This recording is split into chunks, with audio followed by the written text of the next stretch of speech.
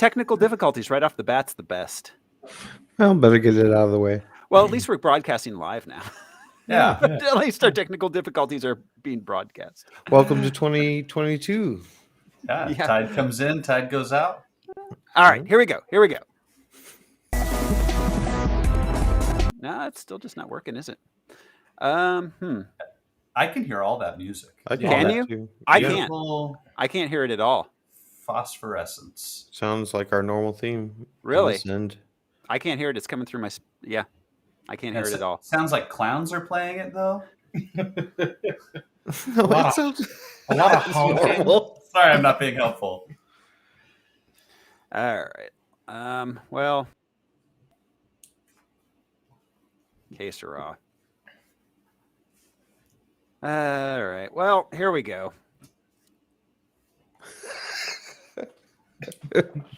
Well, luckily this movie is so fantastic. Yeah. All right. We'll just go. Fuck it. We'll do it live.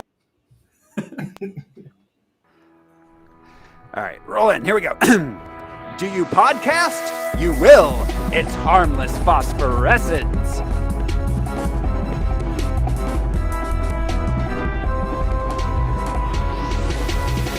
Hello, everyone. This is Throw Smiley, and my mother's name is Martha. I'm Josh Cece, and my mother's name is also Martha.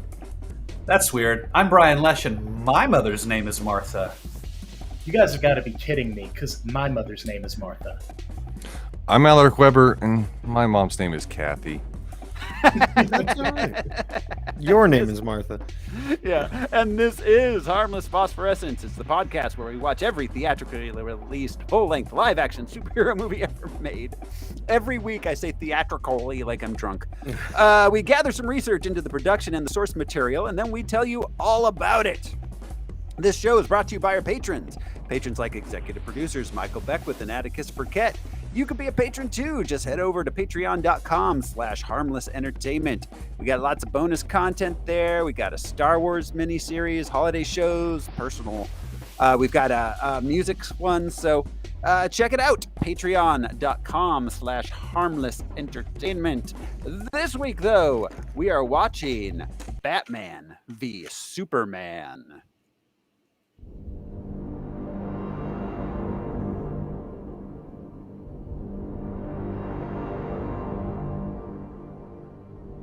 Is it really surprising that the most powerful man in the world should be a figure of controversy? We, as a population on this planet, have been looking for a savior. We're talking about a being whose very existence They are not telling us the truth. challenges our own sense of priority in the universe. Human beings have a horrible track record of following people of great Power corrupts, and absolute power corrupts absolutely. Chaos. Maybe he's just a guy trying to do the right thing. We know better now, don't we? Devils don't come from hell beneath us. They brought their warrior. No, they come from the sky. The world has been so caught up with what he can do that no one has asked what he should do.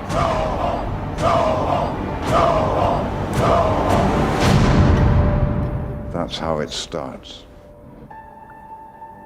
The fever, the rage, the feeling of powerlessness that turns good men cruel.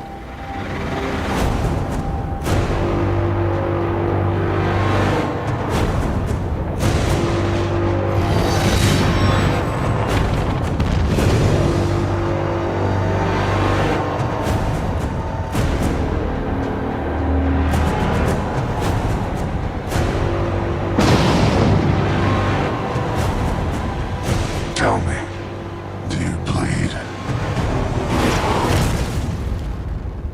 You will.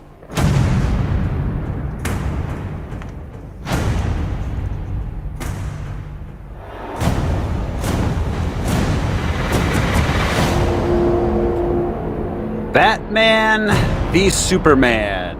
Dawn of Justice. More like Yawn of Justice. It was released March 25th, 2016 with a running time of 152 minutes. It cost $300 million to make. and it took in $873 million. So it was a little bit of a disappointment. It certainly made a profit, but not what they were hoping or expecting. I think they were looking for Avengers level money when they made this. This has two of the most popular comic book characters ever in one movie. And finally 3. showing down. 3. Yeah, 3. Yeah. Let's not forget Alfred. He's incredibly popular too. So 4. And Martha, that's 5. Very white. The most popular. Which Martha? It is. Yes. And let's not forget we get Jimmy Olsen finally. I don't think that was actually Jimmy Olsen. I think that was just his spy name. But this is it has the Holy Trinity, the DC Holy Trinity of characters in it. Like, it's ridiculous that this did so badly. It's ridiculous that this movie did what it did on many different levels, but that means that it's worth a watch. So yeah, I mean, you'd think word of mouth would have been the same, but I guess not. Yeah, you think you're getting lemonade, but you're getting piss in a jar. Grandma's peach tea. Grandma's peach tea. Yeah. Well, I mean, see, that's the thing, is word of mouth is why it did $873 million instead of $1.5 million. Urine. So, I think it's time we play the box office top 10 game. Here it is, guys. This is the game. This is the game where I will count down the top 10 movies of March 25th, 2016. The fellas here are going to try to guess what movie I'm describing based on the box office mojo description and whatever else I decide to say about them. You ready to play, guys? Yeah. All right. Here we go. The box office top 10 coming in at number 10 for the week of March 25th, 2016. Colonel Catherine Powell, a military officer in command of an operation to capture terrorists in Kenya, sees her mission escalate when a girl enters the kill zone, triggering an international dispute over the implications of modern warfare. That was a lot. Yeah, it was. Oh, wow. I want to say kill zone. I wanted to say the same thing. We can all say kill zone, but it's not the name if of the you movie. want to. The girl in the kill zone. The green zone. It's called Eye in the Sky. If you say so. Yes, the girl with the kill zone tattoo. On their lower back. I want to make a swords and sandals, or I want to make like a fantasy film that's called The Dragon with the Girl Tattoo. I want to make the girl with the dolphin tattoo. Just about spring break. I made it with a girl with a dolphin tattoo. We all have. I mean, yeah. That's, yeah. Coming in at number 9. A self-help seminar inspires a 60-something-year-old woman to romantically pursue her younger co-worker. La-di-da. Diane Lane and No, Sally Field. Sally Field. May Parker. Oh, and she's got May got her groove back. She totally did, as Marissa Tomei. Yeah. It's called Hello, my name is Hello, my name What? is Doris. What? Yeah. Yeah, thanks, Josh. Yeah. Hello, my name is Doris.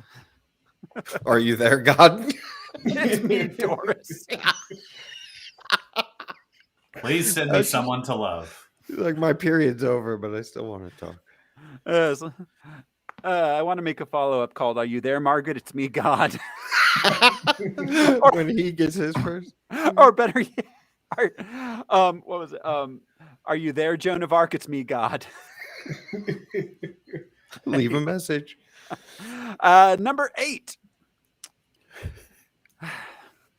In the UK, for the Prime Minister's funeral, Mike Banning is caught up in a plot to assassinate all the attending world leaders. London has fallen.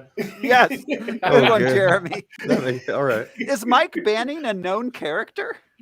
Remember, Olympus fell, then London fell, and then next, the moon or Mars is going to fall. So, okay. So he is a guy.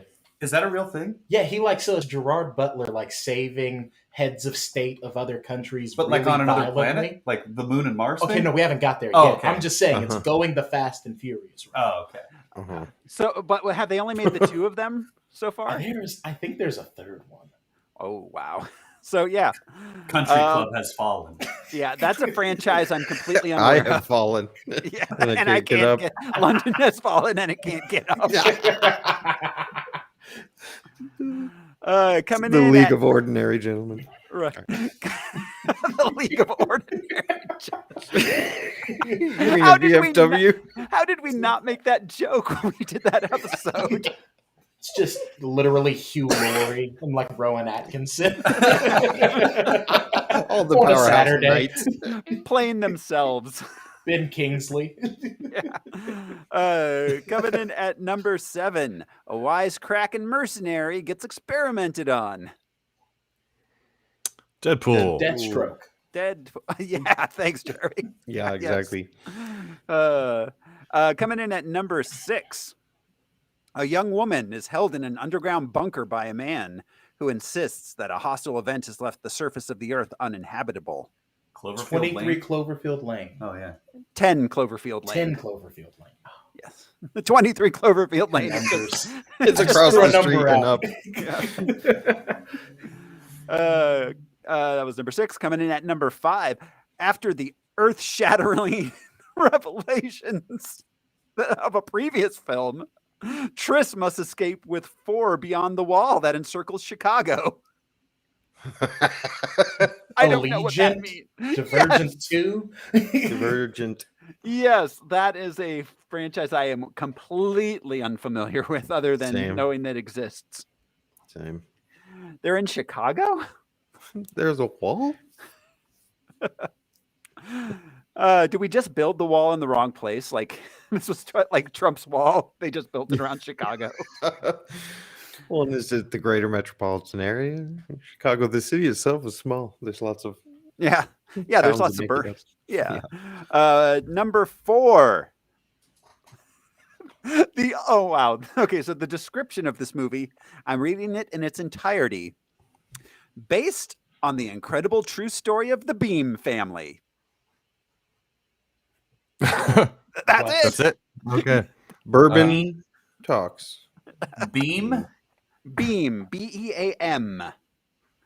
As in Martha. Jesus wants me for a sunbeam? There will be bourbon. There will be bourbon.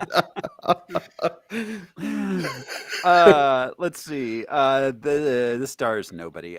This is called Miracles from Heaven. What? Oh, is this about the kid who dies and then sees God and then doesn't die? No, that's Heaven is for real. We already did that one like 3 times. Miracles from Heaven. Yes. As opposed to Miracles from Ohio or so forth. Yeah. 32nd Street.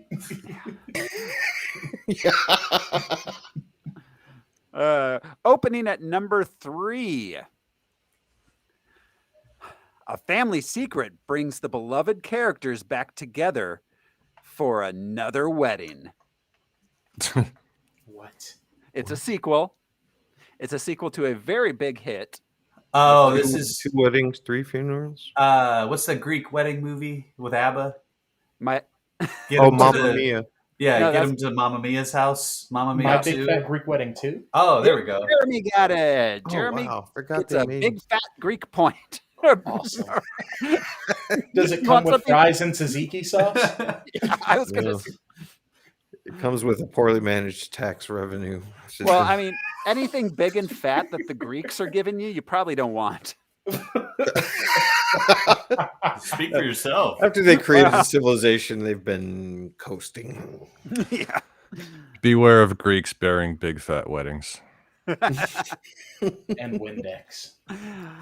At number 2, a rookie cop and a cynical con artist must work together to uncover a conspiracy. Batman v Superman. And Hooch. This is animated, and I left out some very important information about. Oh, Zootopia.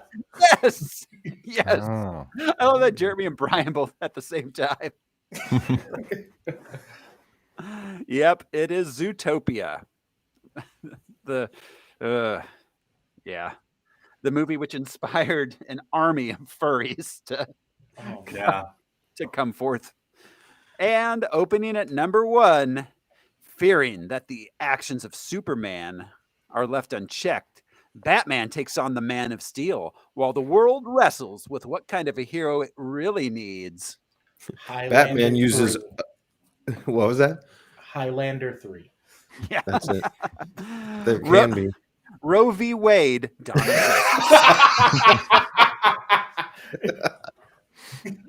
Roe v. Wade versus Superman. Roe v. Wade v. Kramer v. Batman v. Superman. Versus the Board of Education. Yeah. V. Kickboxer. Well, and I love that they imply, and they also do it in the movie, that Batman doesn't have unchecked, behavior. Like, he pretty much goes by his own rules, right? Yeah. That's what the branding shit is all about.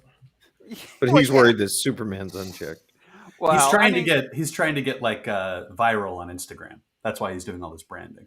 That's it. He wants likes and subscribes. Yeah. Just smash that like button, bat kids. If you believe in convoluted vengeance. If you want to see me physically assault a street criminal next week, smash that like button. That is our box office top 10, which brings us to the comic and character background. Mr. Alaric Pennyworth, tell us what we need to know. Okay.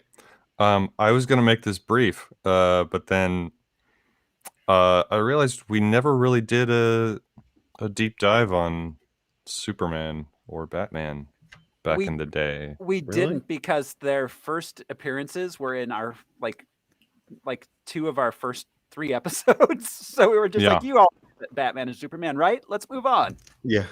Yeah. Good point. So when I actually went to go look, I found some fascinating material about early Superman. Would you say it's some weird, wild stuff? I would. Okay, so Superman was created by Jerry Siegel and Joe Shuster, who met in high school. At age 18, in January of 1933, Siegel published a short story with illustrations by Shuster titled "The Reign of the Superman," featuring a homeless man named Bill Dunn, tricked by an evil scientist into taking an experimental drug that gives him powers of mind reading, mind control, and clairvoyance, which he uses maliciously for profit and amusement until the drug wears off. There's lots of things that I do until the drug wears off. Yeah.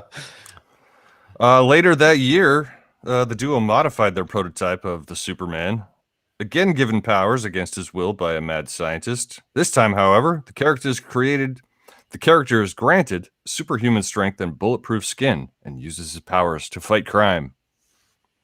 This comic book was never published, and all but the cover was burned by Shuster when Siegel decided to seek a more established artist.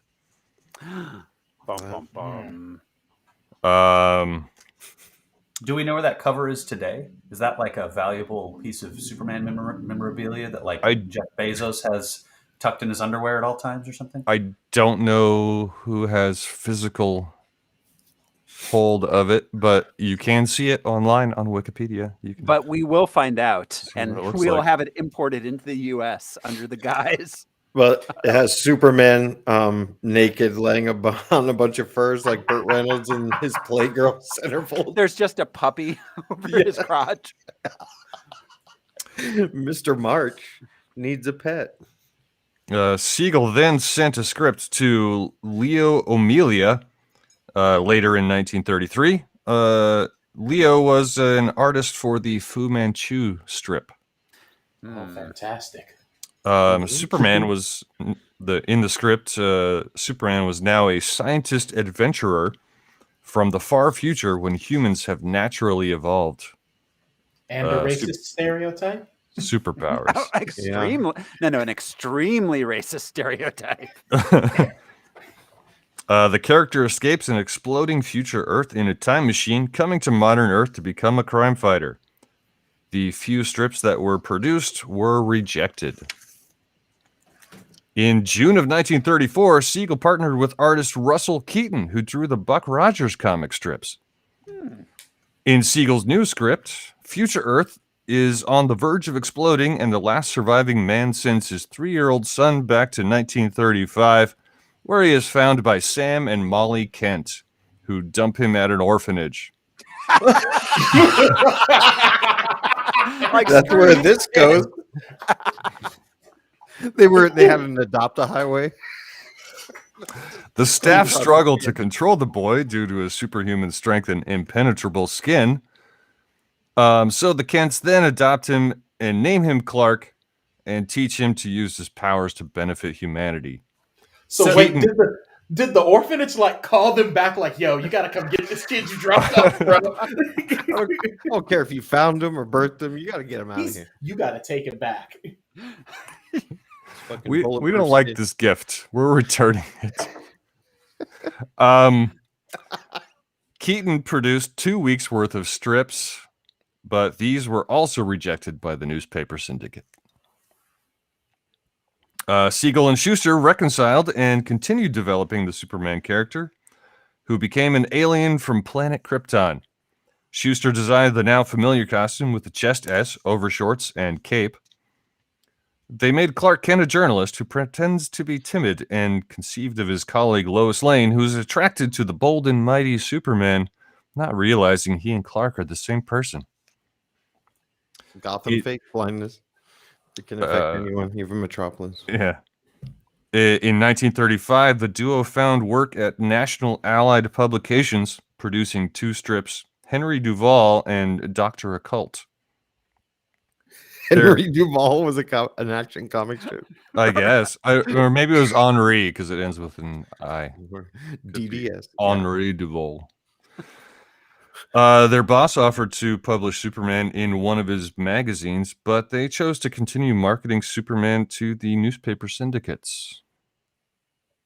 In 1936, National Allied formed a joint corporation, Detective Comics Incorporated, where Siegel and Schuster continued to work. So far, excuse me. So far, these were the only people willing to pay for Siegel and Schuster's stuff.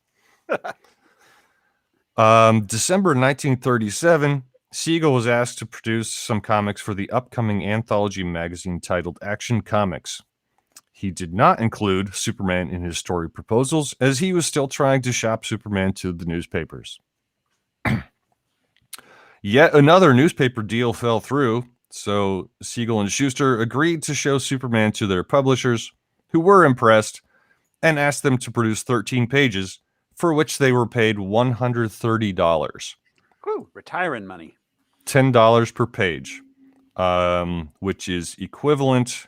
$130 is equivalent to $2,390 in 2020 money. I mean, that's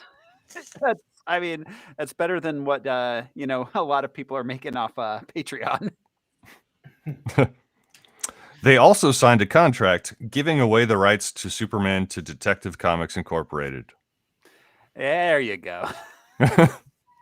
Which was the common practice at the time. Sure. Yeah. Yes. Yeah. Artists didn't retain rights. Yeah. Well, I mean, if they did, there wouldn't have been comics. We wouldn't have had DC and Marvel as they exist today. Or comic strips. They only deal with syndicates and syndication. So you have to find a company. You can't just call a newspaper and be like, "Can my comic run?" Well, I mean, you can, but they're going to say no. Okay. Fair enough. You can do that. Yes. Yes. The revised and familiar version of Superman first appeared in Action Comics #1, published April 18th, 1938. Woo. So a little over 5 years after their first foray into the reign of the Superman, which is completely different. Batman, Created by Bob Kane and Bill Finger, first appeared in Detective Comics number 27, March 30, 1939. Inspired by the success of Superman in Action Comics, the editors at National Allied requested more superheroes for its titles. Kane and Finger provided. An aristocratic hero with a double identity, Batman had inspirations in the Scarlet Pimpernel and Zorro. Also drawing inspiration from Doc Savage, The Shadow, Dick Tracy, and Sherlock Holmes, Finger created Batman as a master sleuth. So inspired by everything that was happening. Inspired by all characters. All the things. Originally, the first Batman that Bob Kane produced had like red tights and a weird hang glider like bat wing thing, and a domino mask. Mm-hmm. Bill Finger improved on that, giving us the Batman we know and love, or knew and loved. Yeah, and in fact, it was when the Batman v Superman is the first Batman property to feature Bill Finger's name as co-creator, along with Bob Kane. Mm. Yes, indeed. Wonder Woman, or as I will continue to call her through this podcast, a tall, pretty lady. Yeah, that's essentially who she is. Yeah. Created by American psychologist and writer William Moulton Marston and artist Harry G. Peter. Marston's wife, Elizabeth, and their life partner, Olive Byrne, are credited as being inspiration of the character's appearance. Right. Wait. Okay, I'm not going to stop you out, but there's some stuff with them if that's what you're going into. Not a lot. Marston invented the polygraph. So they had a throuple relationship. Yeah. That was heavy into bondage. Yes. And ropes. Thus, the lasso of truth, wherein she ties up. There's a lot in those early comics of Wonder Woman tying up bad men and teaching or them her to being good. tied up. Or her being tied up and a lot. Escaping her bondage. Yes. But yeah, she's often in sexual bondage type. Yes. You know. That like tied up like that kind of bondage is tied up. Where Right. you know, your 10-year-old reader isn't gonna know. They think she's just in peril, but it's clearly a bondage situation. There was that's kind of cool, to be honest. Like they were ahead of their time, for sure. Yeah. I wasn't Also, joking about the polygraph. Never tell me that products that are marketed towards kids can't have subtext. Yeah. You know, the argument, keep it for kids. It's like, bro. Nothing, yeah. Well, everything that Especially in the third. everything that existed prior to people getting freaked out about doing things just for kids. I mean, as a kid, my favorite movie was Ghostbusters, a movie which features a spectral blowjob. So yeah. I was not going to delve too far into Wonder Woman, seeing as she is just tall, pretty lady in this movie. And they never even call her. Oh, they call her Diana or Miss Prince. yeah. Anyway. No one ever says the words Batman or Wonder Woman in this movie. Huh. Not one. The Bat. Yeah. And she will have her own movie coming shortly. But Wonder Woman first appeared in All-Star Comics number 8, published October 21st, 1941. Okay, so we had our 1939 and 1941. Sort of the golden age of comics, one kind of right after the other. She had her first full feature in Sensation Comics number 1, January of 1942. In her homeland, her official title is Princess Diana of Themyscira. When blending into society outside Themyscira, she often adopts the civilian identity of Diana Prince.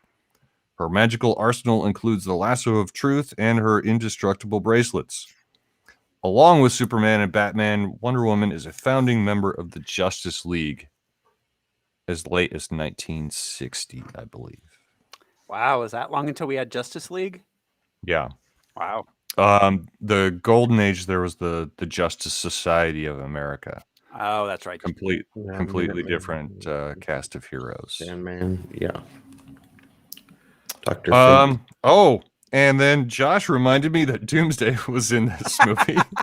I mean, but was he? That's a big mutated baby. That's not. Well, really I just don't know much about the character's origin, but he's the one that killed Superman in the pages back when. Yes. As far as I can tell, the character in this movie was played by one of the orcs from The Lord of the Rings. His name is Charlie. They gave him that serum from League of Extraordinary Gentlemen that like hulks you out. That makes him hide.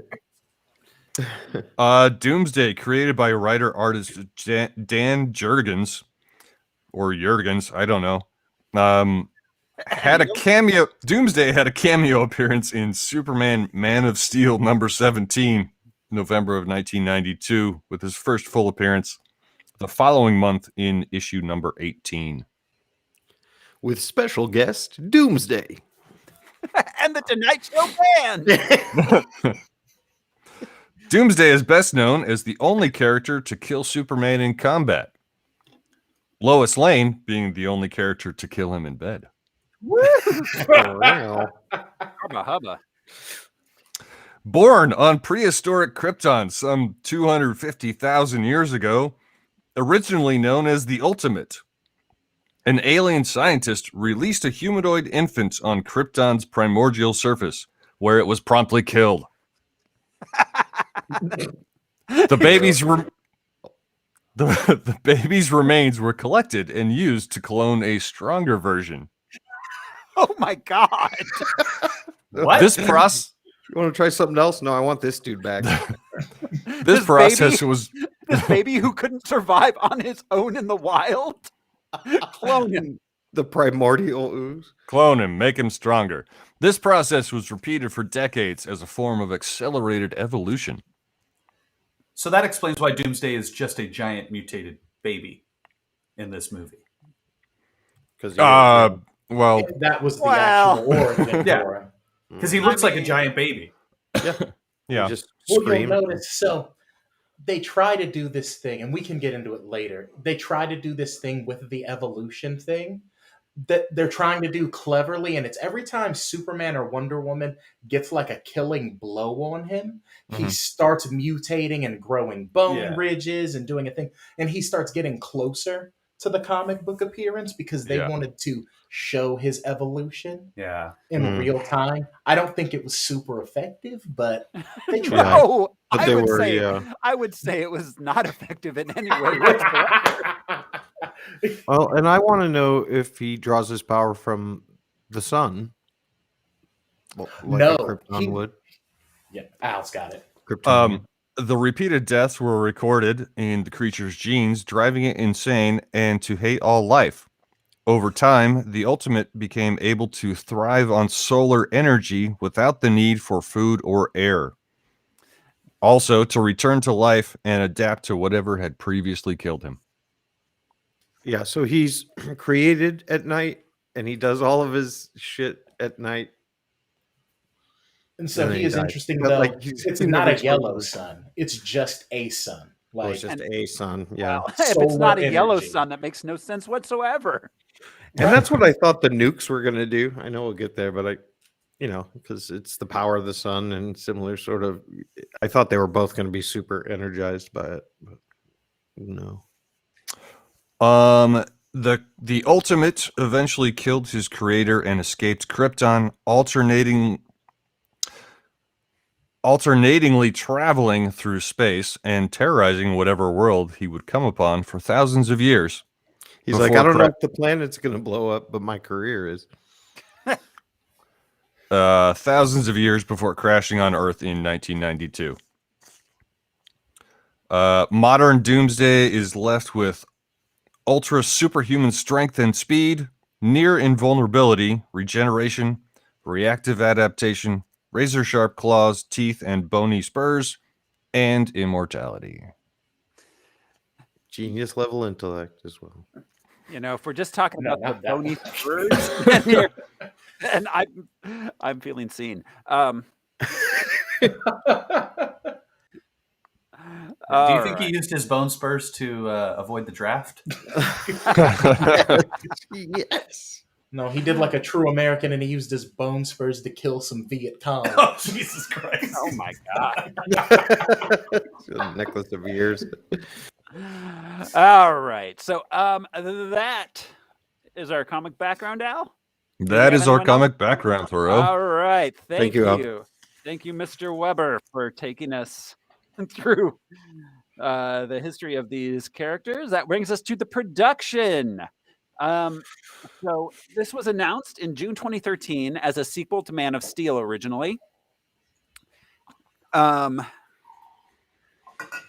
would like to quote Christopher Nolan. He says, a Batman versus Superman film is where you go when you admit to yourself that you've exhausted all possibilities, an admission that this franchise is on its last gasp. Wow. He said that in 2006 when asked about putting Superman in one of his Batman movies. That and the last gasp is the first breath of this movie series. Yeah. So now I will make an argument as a DC Comics guy. Like, has read everything that's been written from the mid 70s till like 2013. Wow. They hinge a lot of stories around the fact that Batman can beat the Justice League up. It's kind of become a crutch, especially in the Jeff Johns era. And if you look at who's a producer on this, we've got my boy Jeff. They love to pit Batman, the normal guy, against every other superhero because at first it was really interesting. All of these cool ways that Batman comes up with to beat people who are gods, essentially. Well, and he made a plan for everybody. Yeah, I mean, that was the thing. His preparation. That was Batman's big power, is he's prepared. Right. Yeah, he has a contingency plan for each one. Zack Snyder was given a brilliant template, which we all know is The Dark Knight Returns by Frank Miller. And he could have delved more into that without copying directly. But the best showdown between the two, in my opinion, is in that book. And then also Batman's opinions and relations to other superheroes are totally in that book. Yeah, I don't know. Yeah, I mean, there's a lot, and I'm not against. I mean, a Batman versus Superman movie, I'm all for that. Like, that's a very interesting story to tell. Yeah, why not? I'm not a big fan of this movie. Well, and the idea of reintroducing Batman through his encounter with Superman is really weird. Yeah. Yeah. And like shoehorning him into the Superman movie. Well, and as much as I love the Miller Batman stuff, well, that particular one in general, Batman, The Dark Knight Returns, introducing 50-year-old, jaded, like even worse off Bruce Wayne is a really strange place in his story to put us against this like fresh-faced Clark Kent who's like in his prime. Right. Yeah, I feel like a lot of that shit was very confusing, at least to me, to the chronology of everything and how old Bruce is exactly. In classic comics timeline kind of thing, we suppose that they kind of became heroes at about the same time and knew each other for a long time. Before we got to The Dark Knight Returns. Having very young Superman and semi-old Batman was because a weird choice. The visual cues in the Batcave, Robin's suit, and then how it was defaced by the Joker, last laugh or who's laughing now. So, and we don't know but in canon, it's the second Robin. who dies, not Dick, as we all know. So Batman has been doing that for decades, clearly. Yeah, Yeah, well, he they says said 20 years. Yeah. 20 years a few times. Yeah. Okay. I don't want to get too deep into picking apart this movie before we get into the movie, but it would have made so much more sense to have seen a Batman with Robin in their prime and Batman retiring or something than seeing Bruce watch his parents die yet again. Or even if we saw Robin die. Yeah. Like, even if they started it off with the death of Robin and that sets up the tone of our darker, angrier Batman. Well, I mean, yeah. And so, I mean, there's a number of problems with this movie being the second movie in this franchise when the first movie was Man of Steel. Because first off, Man of Steel is a crime against Superman as a character. Like, it's awful. That is not Superman. I don't know who that guy is. It's not Superman. It's not the Superman we've come to know over the last 70 years, 80 years, however long it's been at this point. And then the only Superman saving people we get in any Zack Snyder movie, like just Superman being Superman and saving people, is that like Jesus allegory montage in the middle of this movie. Yeah, where he saves the one girl from the burning building, and it's during, Dia de los Muertos. We get like that little montage, and that is it. That's the only Superman being Superman we get in any Zack Snyder thing. No, otherwise, apart from Superman saving Lois over and over. I was just going to say they doubled down on that they reminded us there's only one human being he actually cares about. Oh, no, and then they tried to say two. They Yeah. tried to say two, but yeah, he wasn't even there to save his mom, but he knows that that Lois is drowning a mile away. Having a woman around that he wants to bang is apparently the only thing that keeps him from becoming a despotic overlord of Earth. I think that's the big distinction with the Superman is that unlike Christopher Reeve, this Superman fucks without having to give up his powers. Right. Yes. And unlike the Christopher Reeve Superman, there is no difference between Superman and Clark Kent other than glasses. That is it. Yeah. There is no personality difference. Period. Well, and I'm with Jeremy that it would have made sense if they showed something with Bruce and Robin, then Robin dying and Bruce hanging up the cowl like final, like this kid didn't deserve to die. I brought this kid into this, and then the actions of Man of Steel making him, like I have to put it back on, like exactly, and then a god. That gives us the impetus for his violence, because he's so violent in this movie, so just like violent, overtly violent. Granted, I don't hate that because the Miller Batman was really violent. Right. I hate how many times we see Batman with a gun. That I don't like. Yeah. I don't like that was a Miller Batman thing too, though, because he does in the comic book. He shows up with a bunch of guns. He's shooting people non-lethally and doing things, and he's like, "I'm using rubber bullets and crazy stuff like that." Well, I mean, Snyder he uses a dude as a shield, and then uses that guy's machine gun to shoot everybody else. So it's not his gun. But, he's just straight up murdering people in this, like straight up murdering them. Which also maybe that has to do with the Bill Finger thing, because in the original Batman run, he did gun down a lot of criminals. Right. Yeah. Well, that makes sense. Yeah. I personally think Batman, while not handled great, was handled much better than Superman was. I will make my controversial argument for this movie right now, and then we can pick it apart as we go on, and that is comic book to film. This is the most layered Bruce Wayne Batman we get. This is the closest to the comic book, sort of. See that? I guess like the sort of like ethos of the character in the comic books. This is the closest we've gotten so far. I'm not saying necessarily that it's the most charismatic, but it's the closest we've gotten to him in the comic books. And I do think that Ben Affleck did a fantastic job with what he was given. I will absolutely agree agree. with you on that. I think Batfleck was pretty good. I enjoyed his take on the character. Yeah, As the rough as casting this was- movie is. I think the writing, though, of his detective skills is the biggest flaw of Batman.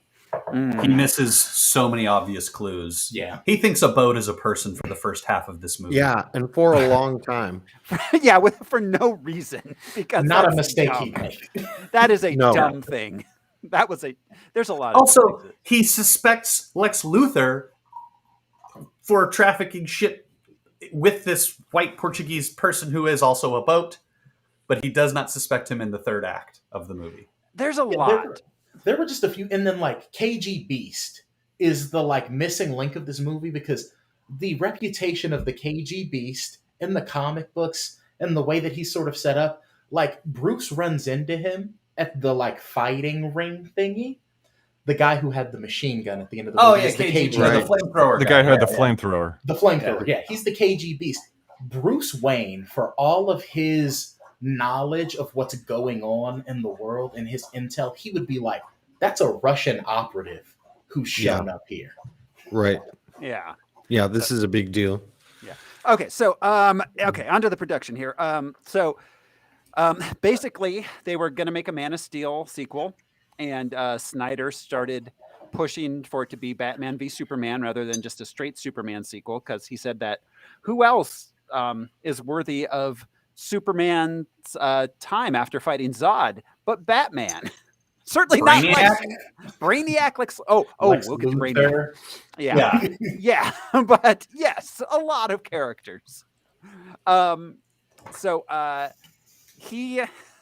Snyder was very insistent that he hated the name Batman versus Superman. He got them to change it to Batman v Superman. He said that was better somehow. Although the original title sounds more litigious. Yeah. Yeah. It really does. The original title he pitched to Warner Brothers was Son of Sun and Night of Night. Yuck. S-O-N I hate that so much. S-U-N and K-N-I-G-T of N-I-G-T. Son of Sun and Night of Night. Because Zack Snyder is a 12-year-old who's just discovered poetry and metaphor. And auteur filmmaking.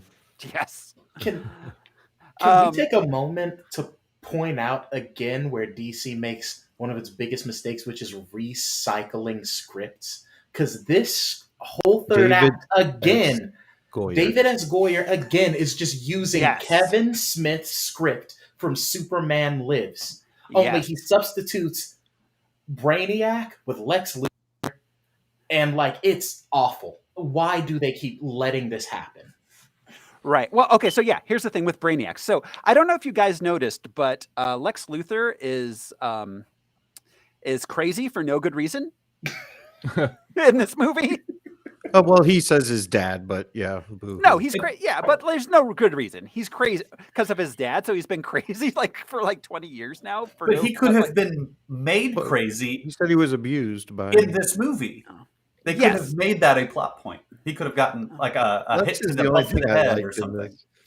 Well, okay, so he was crazy for no good reason, and that was because when the original version of the script had Brainiac mind controlling Lex Luthor, and then they decided towards the end that wasn't necessary. That's too many. We've got Lex Luthor and Brainiac and Doomsday, so we're going to cut out Brainiac, but they didn't change any of Lex Luthor's lines. They didn't change his characterization. They just left him as being crazy. Well, then they tried to double back on that, and they've got him sitting with the mother box, learning from the mother box. They're like, that's what made him crazy after the fact. Right, but he was crazy before. We should point out to our listeners that we did not watch the theatrical release, that we, in fact, watched the Ultimate Edition because that's what was free on HBO.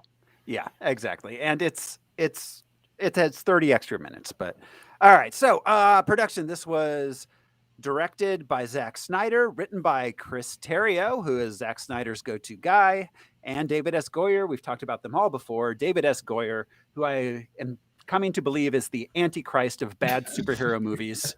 Yeah. The Jesus Christ of bad superhero movies. Uh, They just keep going back to that well. over and over Warner and Brothers. over Yeah. again. We've got starring, when we talked about all these people before, for the most part, there's a couple we haven't. Ben Affleck as Batman, Henry Cavill back as Superman. We've got Amy Adams as the cardboard cutout of Lois Lane. Jesse Eisenberg as Michael Cera as Lex Luthor. Wait, we haven't actually talked about Jesse Eisenberg before, have we? So Jesse Eisenberg, let's see. He Founder of Facebook. Yeah, founder of Facebook. Yeah. He had those vibes too in this, Oh, down to his Asian assistant. That is why he was cast in this role, was because of his success as Zuckerberg in the Facebook movie. Yeah, I just got up and ran the other room, but like I said, I like his Lex a lot, and I see him more as eccentric than crazy. Well, okay, you were off. I was, yeah. Yeah, but so what happened was they originally wrote it as Brainiac was making Lex Luthor crazy. Well, And then they decided that was too many villains, so they took Brainiac out, but they didn't rewrite any of Lex Luthor's crazy lines. They just left it. My only issue seems with very cogent with his performance is that he sounds like Mickey Mouse a third of the time. He's like, oh boy, ho ho, ho ho, oh boy, ho ho. He is a boy, but you're right. He does. He loves feeding people Jolly Ranchers. I love that. I love his Talk about a mannerisms. power move. But to me, it's the performance of his voice where I'm like, dude, you don't sound like that normally. Well, and you'll notice later on in the franchise when he appears again, they make him very much more like the comic book Lex Luthor. Well, and he's I was gonna say, he was a bloodthirsty, cunning guy, and in the movies, he's always been bumbling. Yeah. I'm not saying that Gene Hackman did a poor job. Fantastic, love it. Just different. But there's but comedy this in it. this dude, this Lex is the Lex that's singularly focused. That that already doesn't buy the Superman shit and knows that Superman can do whatever he wants on the day he decides to do that. Yeah, So it's a little more like He's canon. like Lex Luthor meets Gary V grind culture. That's essentially what he is. Yeah. Well, and I don't hate Jesse Eisenberg's performance in this. I just think it's wildly out of sync with the rest of the film, which maybe is good because the rest of the film I think it's kind of not great. But you're right. Yeah. Lex is in a different movie a lot. So it's also a far cry from Clancy Brown in the Superman animated series. Mm.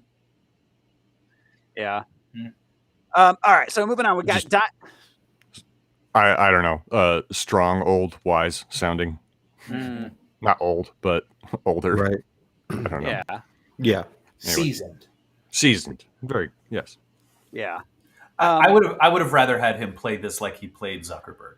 That's just my Like I feel like they were trying to make him like the crazy tech genius, little autistic, but but the problem is that that's not how it's written.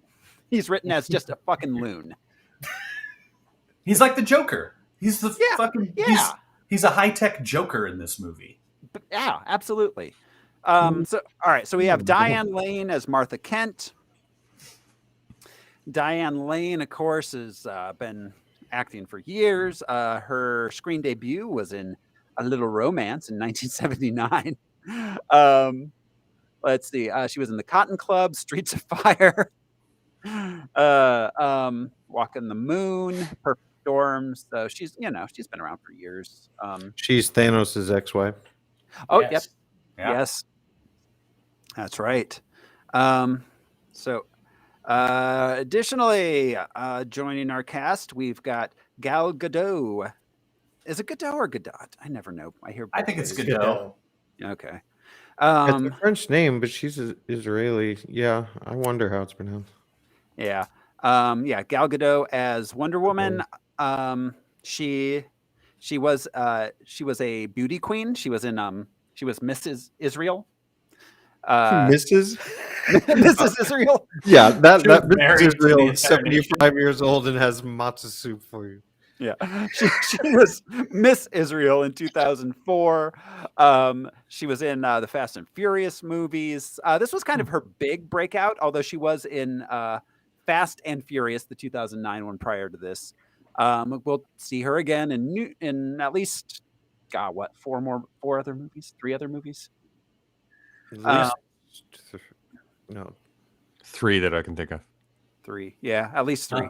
Unless we're counting Justice League twice. Yeah, I'm not. Yeah, the black and white. Yeah, whether we're doing the Snyder cut or not is still up in the air, but it did get a theatrical release. Oh, God damn it, Jeremy. It technically did, didn't it? Yeah. What? The Snyder cut technically got a theatrical release. Oh, yeah. Had an intermission and everything. And they're still watching it in the theater today. To this day. It's Waiting only for shown once, Spider-Man. and it's still going. Look, you buy a ticket to that movie and they text you every 3 months like, hey, Zach added some more, come on back. They call you up. He just keeps making this longer. I'm sorry. Free popcorn, you sad son of a bitch. We've got Lawrence Fishburne back as Perry White. Fishburne. Yeah, Fishburne. You always say Born. Fishburne. He's Aquaman. Larry Fishburne. The Born. The Born Larry Dennedy. Yeah. The Born marine biologist. But yeah, he does a fantastic job. He's great, although he exists in this movie only to tell Clark Kent that he wants him to talk about football. And that no one, some of the best lines of the movie. That no one cares about Batman. Right. Yeah. Look, son, you need to write about sports. That's what the people want. Well, and he sets that up pretty early on. He's like, nobody reads papers, Kent. Wake the fuck up. It's like, why are we here? Right. We have to fill it with the fluff so people will read it. Yeah. Jeremy Irons as Alfred Pennyworth. This is our third Alfred now. And all the Alfreds did a great job. And fourth I like Alfred. too. I forgot about 66. Yeah, fourth Alfred.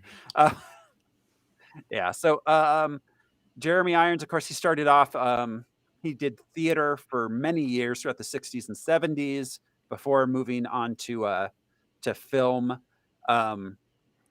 He's God. Let's see.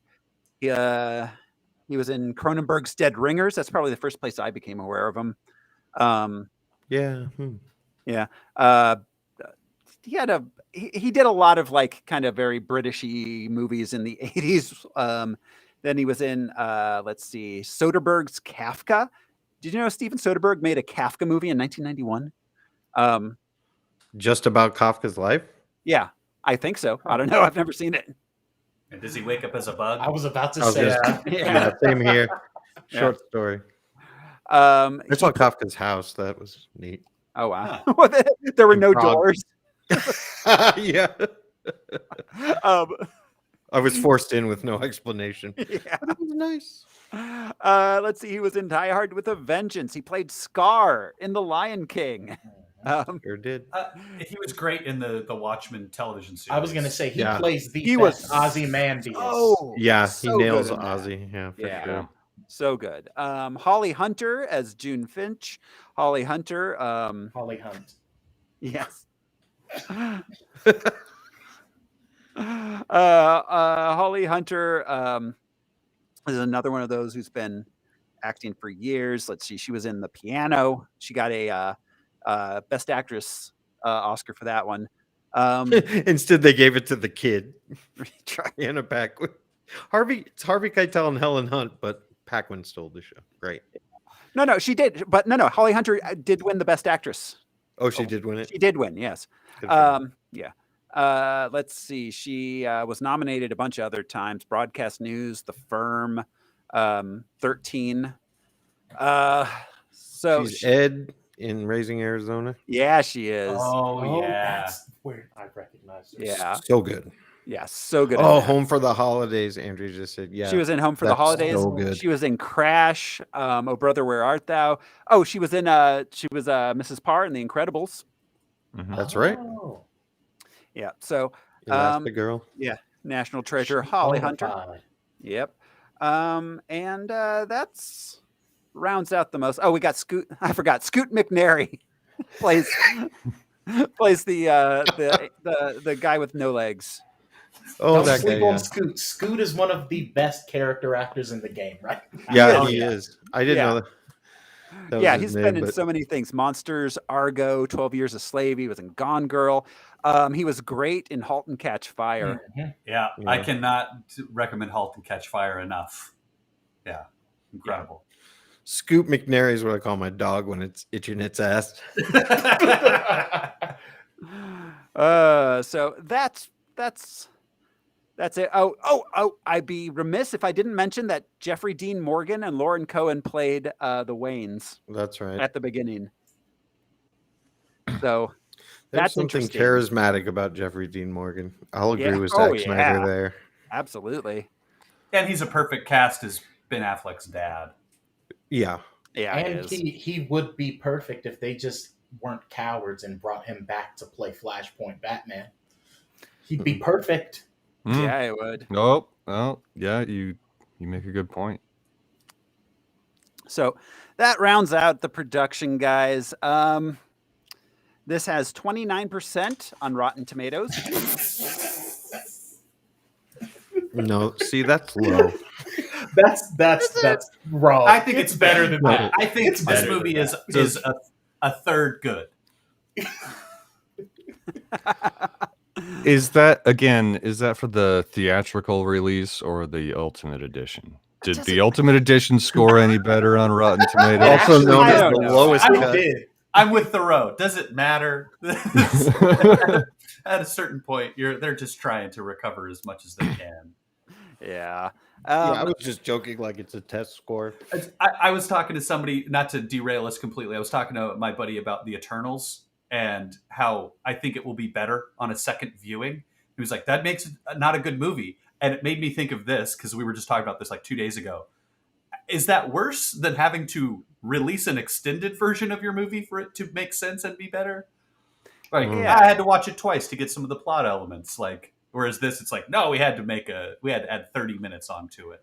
I mean, I hear everyone say that it's better. I don't remember what the differences are because I haven't seen this since 2016. It feels just as bad and convoluted as the first time I watched it. Yeah.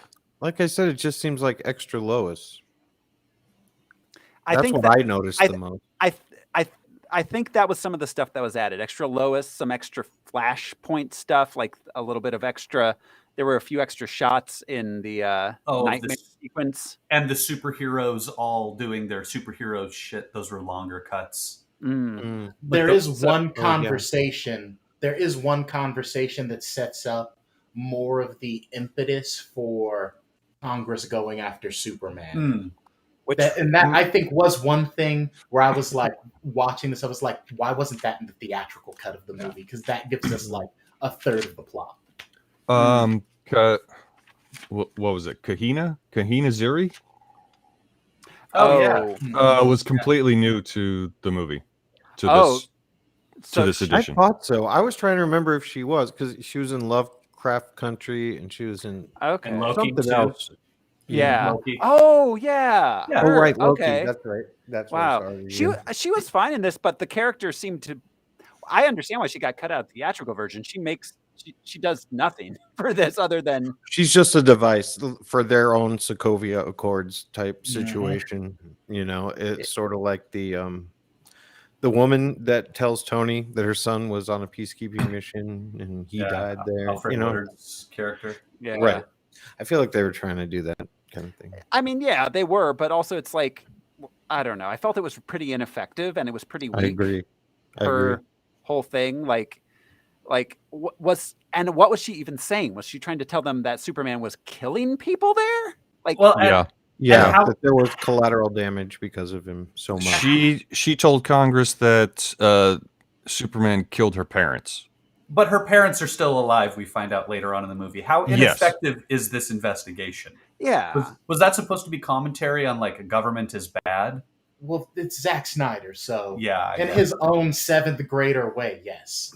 Yeah. Oh. And that he's unchecked. That, you know, is he America's son? Is he, you know, he's a weird alien. Let's all not forget. I don't want to dig into Zack Snyder's politics. That may come up at some point during this discussion. But reading about this movie, I was doing a little bit of Google research about it. He wanted to make a Fountainhead movie around this time. Yep. That's where Zack Snyder's coming from. You can tell he believes in like, I mean, he's a meritocracy. My favorite quote from the Zack Snyder discussion of making the Fountainhead, though, I don't know if anybody knows anything about Ayn Rand, but he was like, "Yeah, I'm still working on the script," and I'm like, "Ooh, that's all kinds of cognitive dissonance about Ayn Rand." You'd think that I'm trying to make as accurate of a version of this movie as possible, not I'm working on the script. Right. Well, maybe that's his roundabout way of acknowledging what every Ayn Rand fan can't acknowledge, which is she's not a great writer and she's an even worse philosopher. Oh yeah. But the whole idea, the whole principle behind God, we're going to get into this Fountainhead discussion, was that one person is better at making art than a committee of people is at making art. That's why Reardon burned his building to the ground or whatever. It's been many years since I've read any of that shit. Yeah, it was a long time ago I read that. And thank God I read it and was like, meh. Right. Yeah, being a teenager is weird. Fucking terrible. Yeah. So, all right, guys, you ready to jump into the movie? Oh, shit. We haven't. We have 3 hours of movie left. That was the best line in the movie. All right, I'm going to make sure I shut up through most of this thing. All right, here we go. This is Batman v Superman, Dawn of Justice. We open with the Wayne's funeral and the alley murder. We cut in between them both. Young Bruce, we get Martha's pearls again. Okay, and for maybe the first time, I think, but like the pearls are wrapped around the gun. Martha would not have a head. Yeah, dude, that would be a closed casket funeral. None. You would see a hole through her fucking face. Yeah. Because that was the 45. Yeah. The fact that the gun, as it fires, tears apart the pearls. This is such a tedious pearl moment. And we go back to it later on. It's the pearls. Pearls. Always the pearls. And I'll never understand why the thief didn't want the pearls. Yes. Take off that necklace. But then even in the Nolan verse, they're back. They're in his safe. Okay, and can we just discuss, since we're back in this, and it's yet another revisiting of the alleyway. This is all Bruce's dad's fault. All of this. Yeah. You're rich. You can get robbed. It's fine. Don't reach for the gun when someone's pointing it at you. It felt like one of those YouTube self-defense videos where they're like, all you got to do is grab the gun. Oh, they were getting advice from my guy, the Detroit defense dude. It's like, just grab the gun. Don't worry. It's biomechanics. Just grab the gun, bro. And if you don't have time to fire it, just cock it and throw it. Yeah. We've seen that. Yeah, but just as a public service announcement for everybody, if you're ever being mugged, don't grab the gun. Give them your wallet. Give them your wallet and let them leave. Yeah, it's not worth your life or your ego. It's not. It is not. Yeah, no, 100%. Thomas Wayne killed himself and Martha in this moment. He's lucky his kid didn't get shot. Yeah. Plus we get Bruce then Kid Bruce runs away from the funeral, falls into a hole, and gets levitated by magic bats. He hits his face so hard before he falls in the well. He hits his face on the other side of the hole and then falls in the well. Look, I laughed so hard. Maybe that's why the floating bats. He was real concussed. CTE. If I was the director, I'd turn to my AD and be like, we're going to do like 20 takes. I'm going to smack this kid as many times as I can. I remember watching this in the theater and watching him float up with the bats and just being like, dude, what the fuck is happening? Why can Batman fly? Am I losing my mind? Did I hit my face on the well? Like, yeah, what the fuck is that? They explained that was a dream. Yeah. That was adult Bruce's dream flashback. They do? Yeah, they do. They show him like waking up like, And he says to Alfred, I had the dream with the bats where I hit my face on the well again. Again. And they well, me once. In the dream, they lifted me up. I think that was whatever. That was the quote ish. This is when we get the man bat, right? That's later. later. No, that's later. That's later. Okay. Later. Okay. That's later. So we cut to Bruce. I'm sorry. Can I ask this because you have mentioned it before? You said this is technically the Nolan verse. No. No. Oh, I thought somebody said that. No. Maybe we were talking about.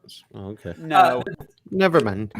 The original Superman movie was kind of adjacent to it. The one with Kevin Spacey. The original plan was that Man of Steel would be in the Nolan verse, but they just kind of swept that under the rug and said, forget about that.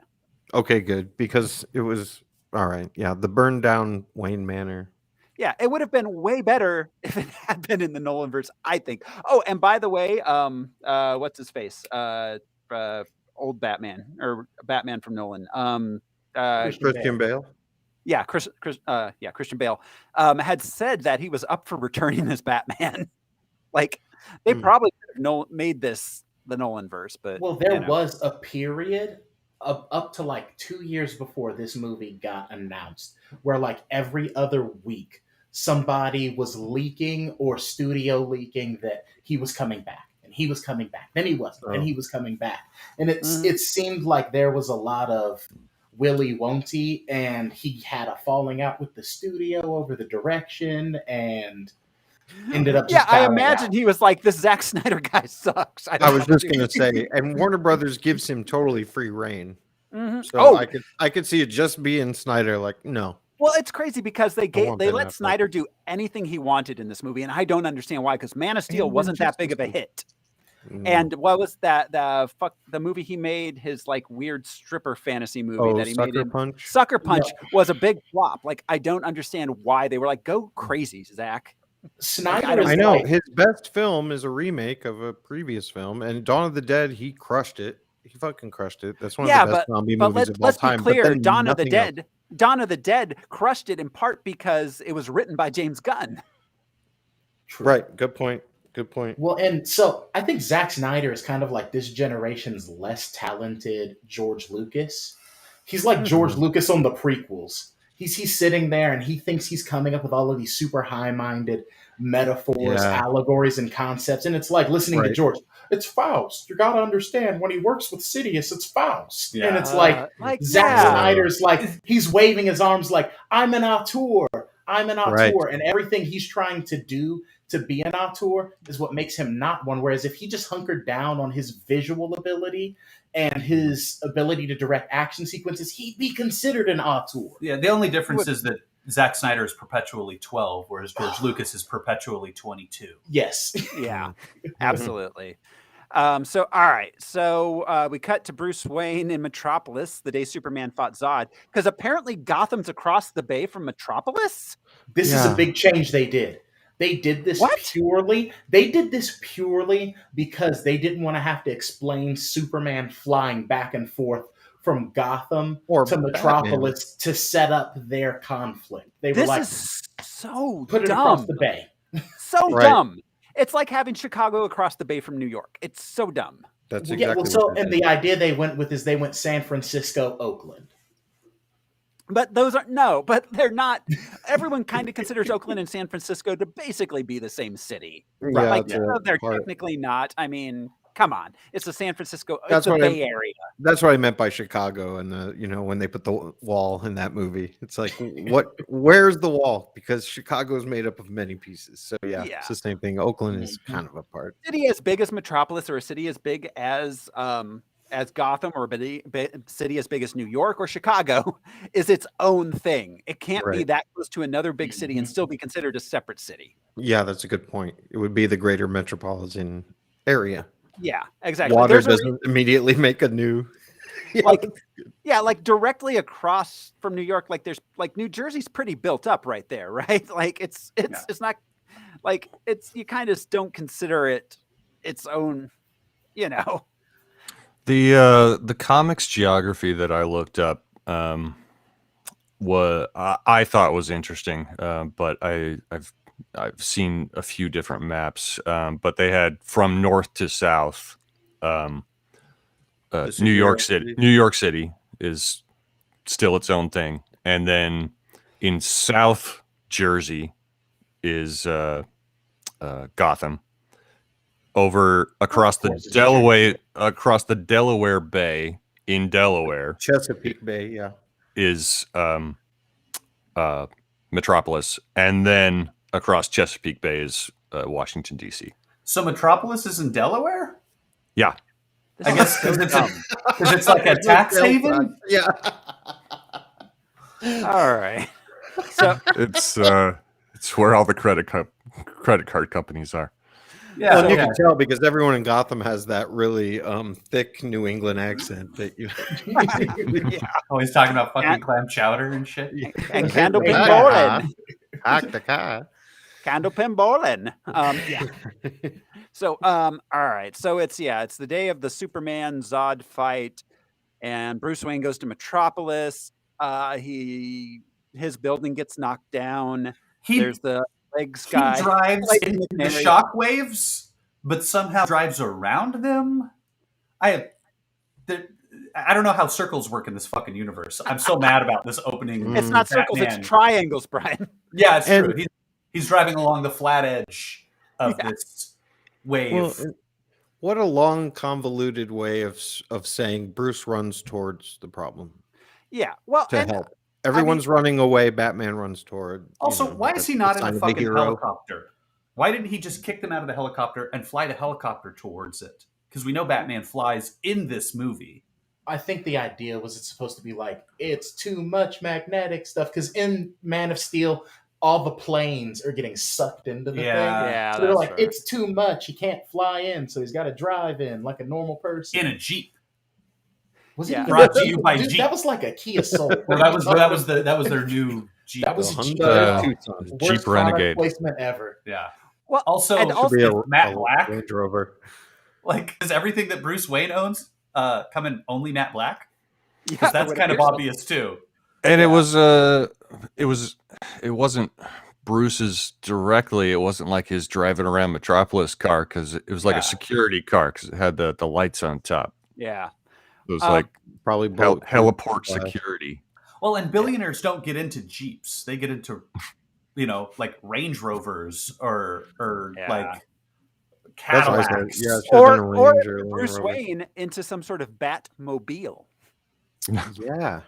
So I think the subtext is supposed to be he was already in Metropolis on business and he made a quick turnaround. That's a lot to try to read into. Yeah. He jumped into the nearest vehicle his company owned. Well, and like you said about the subtext, there is so much subtext at every point in this movie. You kind of have to view things that way. Like, because Zack Snyder expects you to do half of his work for him. He's like, don't tell, show. And don't read, assume. Like, but he's not showing. He's not showing us either. Yeah. He's not telling or showing. Also, Jeep paid a lot of money. Yeah. Well, there's that. Well, but that's fine. At this point, like, cars paying to be in movies, like, whatever. Marvel's full of Audis for that reason. Yeah. But he calls his manager of the financial part of Jack. Wayne. That's what I kept trying to get to. Yeah. And he loves Jack, clearly, in the subtext of the way that he's talking to him. Jack, I need you to get everyone out of the building. Jack. Why aren't you answering your phone, Jack? Like, dude, but this also, guy is replaceable. He works for you. So I think that's supposed to be Jack Kane, I think, who is like in the comic books, a well-established higher up in Wayne Enterprises, is the father of Batwoman, Catherine Kane, or whatever her name is. Again, Snyder expecting people to do his work for him and be like, oh, I can infer that's Jack Kane. But also... Also, why was this guy not evacuating the building until Bruce Wayne called? Like, that thing took a long time to get there and then turn on in the Superman movie. And how does one guy evacuate a skyrise? Yes. Well, and he's like, the boss says, everyone get out. It's like, why weren't you doing this before? You saw the thing coming. They have to do these TPS reports. Yeah, they had business to attend to this entire time. Yep. Because Bruce is a capitalist. According to IMDb, Jack actually had a last name of O'Dwyer. Why? Okay. Why did he? All right. So, okay, we're 5 minutes into the movie. So we cut to the Indian Ocean, where some divers pull out a chunk of kryptonite. Oh, and by the way, in that beginning thing in Metropolis, that's where we got the dude that lost his legs. They took him off his legs. I can't feel my legs. I can't feel your legs either. Scoot McNary on a scooter. Oh, So then after the Indian Ocean, we cut to which is 18 months later. 18 months later, yes. 18 months later. Then we cut to the desert in Africa. Lois Lane. Nairobi. Nairobi. Where is Nairobi in the DC universe? Is it next to Nairobi? Because that's confusing. Why? Why do they have to make up their own? Yeah, so Lois is gonna meet a revolutionary terrorist guy to interview him. We meet CIA spy Jimmy Olsen. My boy. This is a long way from the guy that was trying to hit on high school girls at a Popeye's chicken. Yeah, that's right. That was in Supergirl, right? Yes. Yeah. Good old days. When we established that Metropolis is a KFC city, but then they moved and it was Popeyes.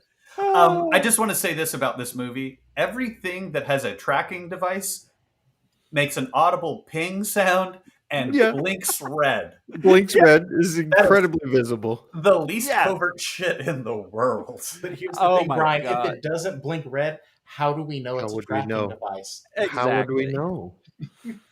Exactly. So anyways, they execute him. Then there's a bunch of white mercenary soldiers there who start killing the warlord's men.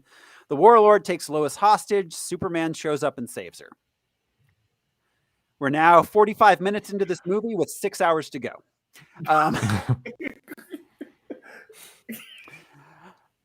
We cut to a Senate hearing. We get the African lady giving testimony that Superman caused a bunch of violence in her home country, a lot of collateral damage. Senator Finch is in charge. When did America care about that? Right. Well, and we're supposed to believe that Superman shot and exploded all of these guys. Mm-hmm. Why didn't he just fly them up in the air and drop them? Yeah. Or cut him in half with his laser vision.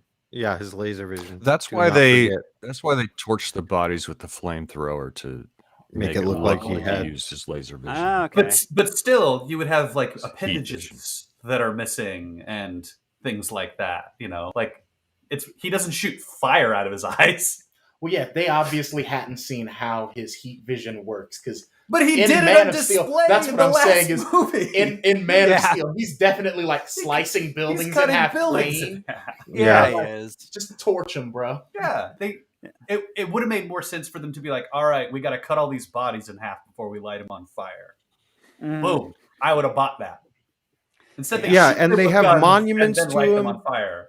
He's their hero. He saved the world, all this shit. And then something goes bad with a bunch of terrorists in Africa and there are Senate hearings. In the words of Bane, why would you shoot a man before throwing him out of a plane? Exactly. Yes. So, all right, we cut to some Gotham cops. They get called to a building. Batman's there beating up criminals, and one of them gets branded with the Bat brand. Do you think he owns any cattle? Aside from the brand, I actually really liked this sequence because it did a very interesting thing of like, it was cheesy and it's corny, but it's like Batman as scary to these criminals and people around him. Okay, it was a cool scene, but seeing Ben Affleck crouched in the corner, was hilarious. He had the outfit on, but he was Ben Affleck stuck to a wall. I was like, "Is that Baba Yaga?" So Zack Snyder famously does two things. He does slow motion and high contrast dark scenes. The first time we see Batman, he is well lit and moving slow at normal speed.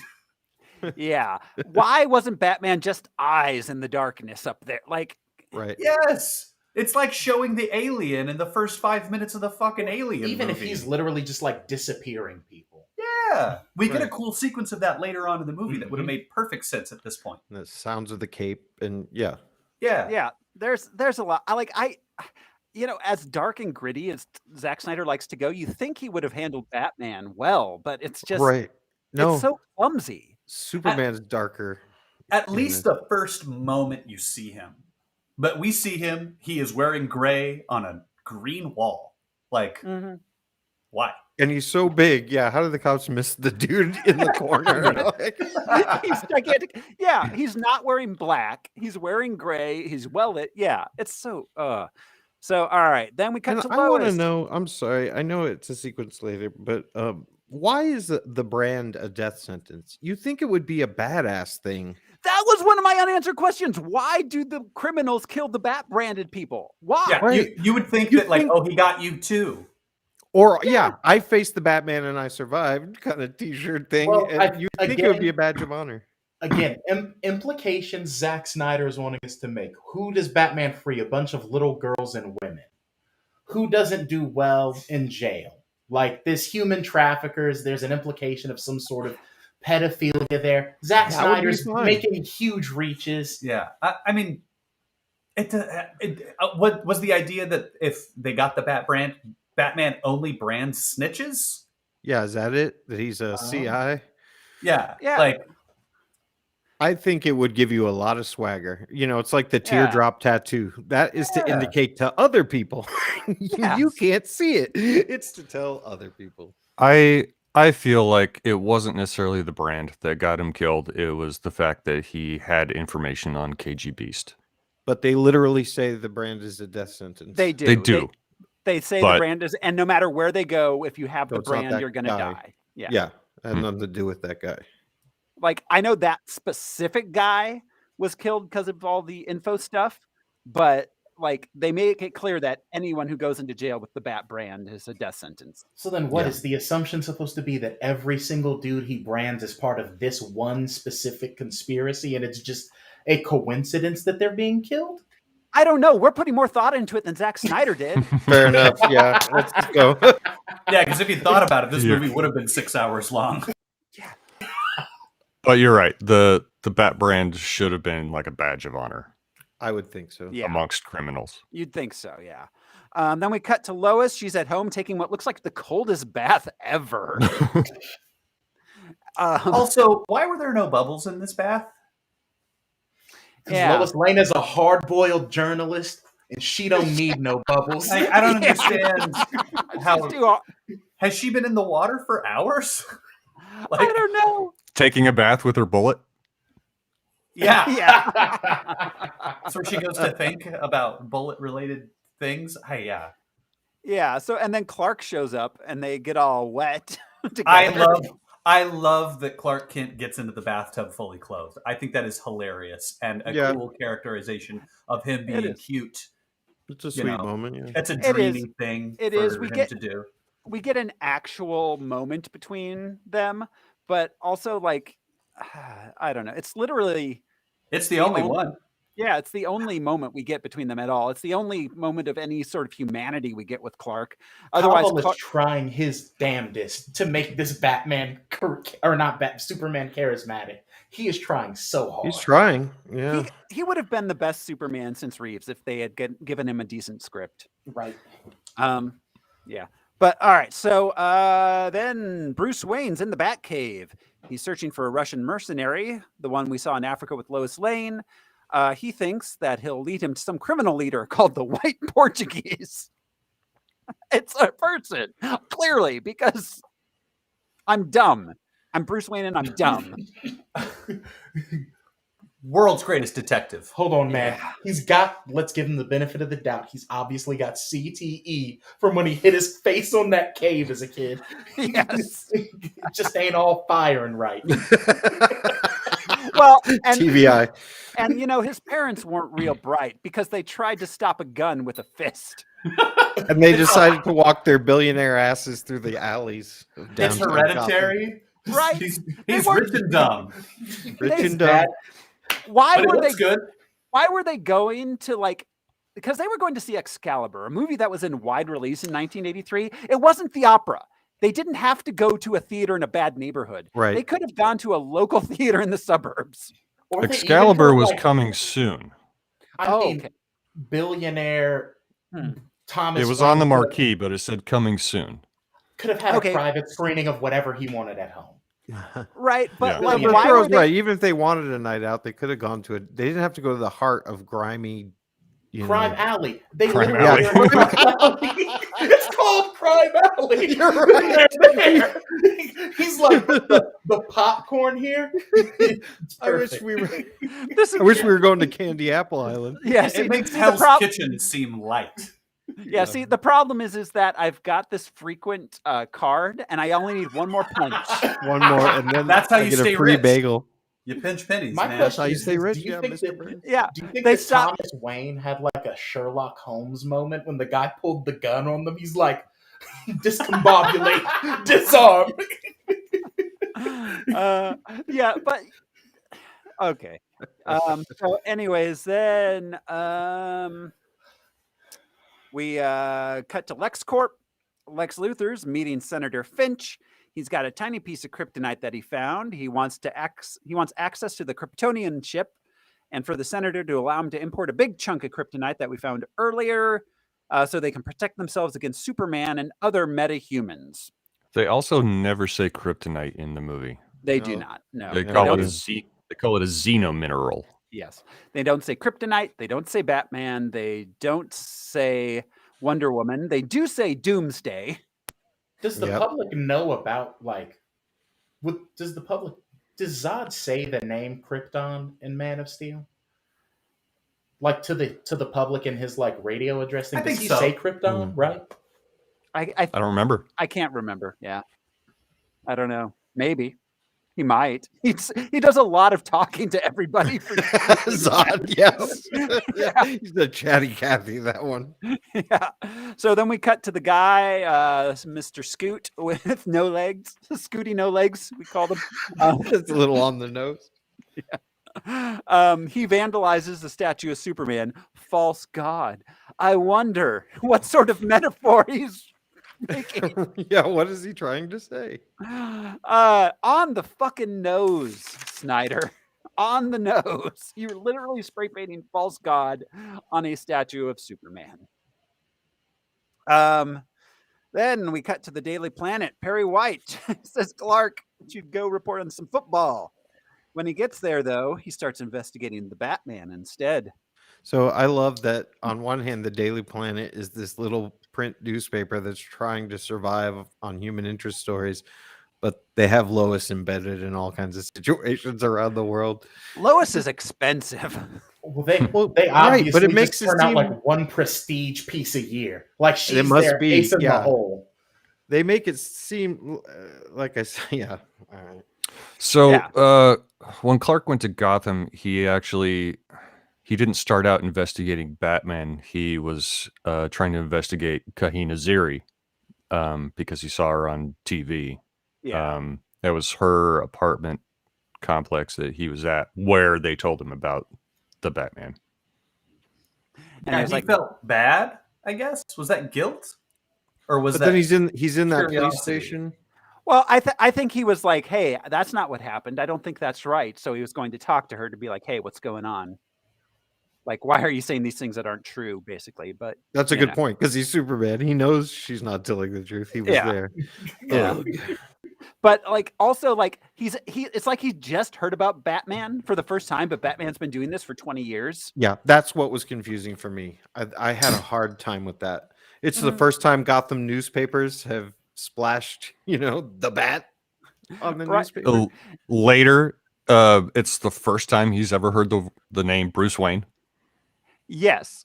Yet That's- they use their first names casually with a quick turnaround at the end, as if Yeah. they're old friends. Well, and I have a question about that. They clearly know who each other are by the end when they meet. Yeah. How? Clark, Bruce, they're calling each other How do that. Clark and Bruce know they're Batman and Superman? They never reveal how Intellect? anyone. They Brings never. perspective. There's no. They scene never where- even say how Lex knows. Yeah. They There's. don't even Yeah. explain that. How does Lex know that? How does anyone know anything? That's never there's never even a throwaway line where Clark like Right. looks at him and is like, Bruce, or like just anything. Like there's nothing. They give us no tidbit as to how any of these people know who they are. Right. Again, all I have to say is if we got it, this movie would have been 6 hours long. Exactly. I'm Like, just there's gonna say nothing- when Lex Luthor thumped Bruce on the chest and was like, "Wow, you're solid." In his mind, he just went, "I bet that dude's Batman." Right then. Maybe. We That's don't like- That's know. what I can come up with.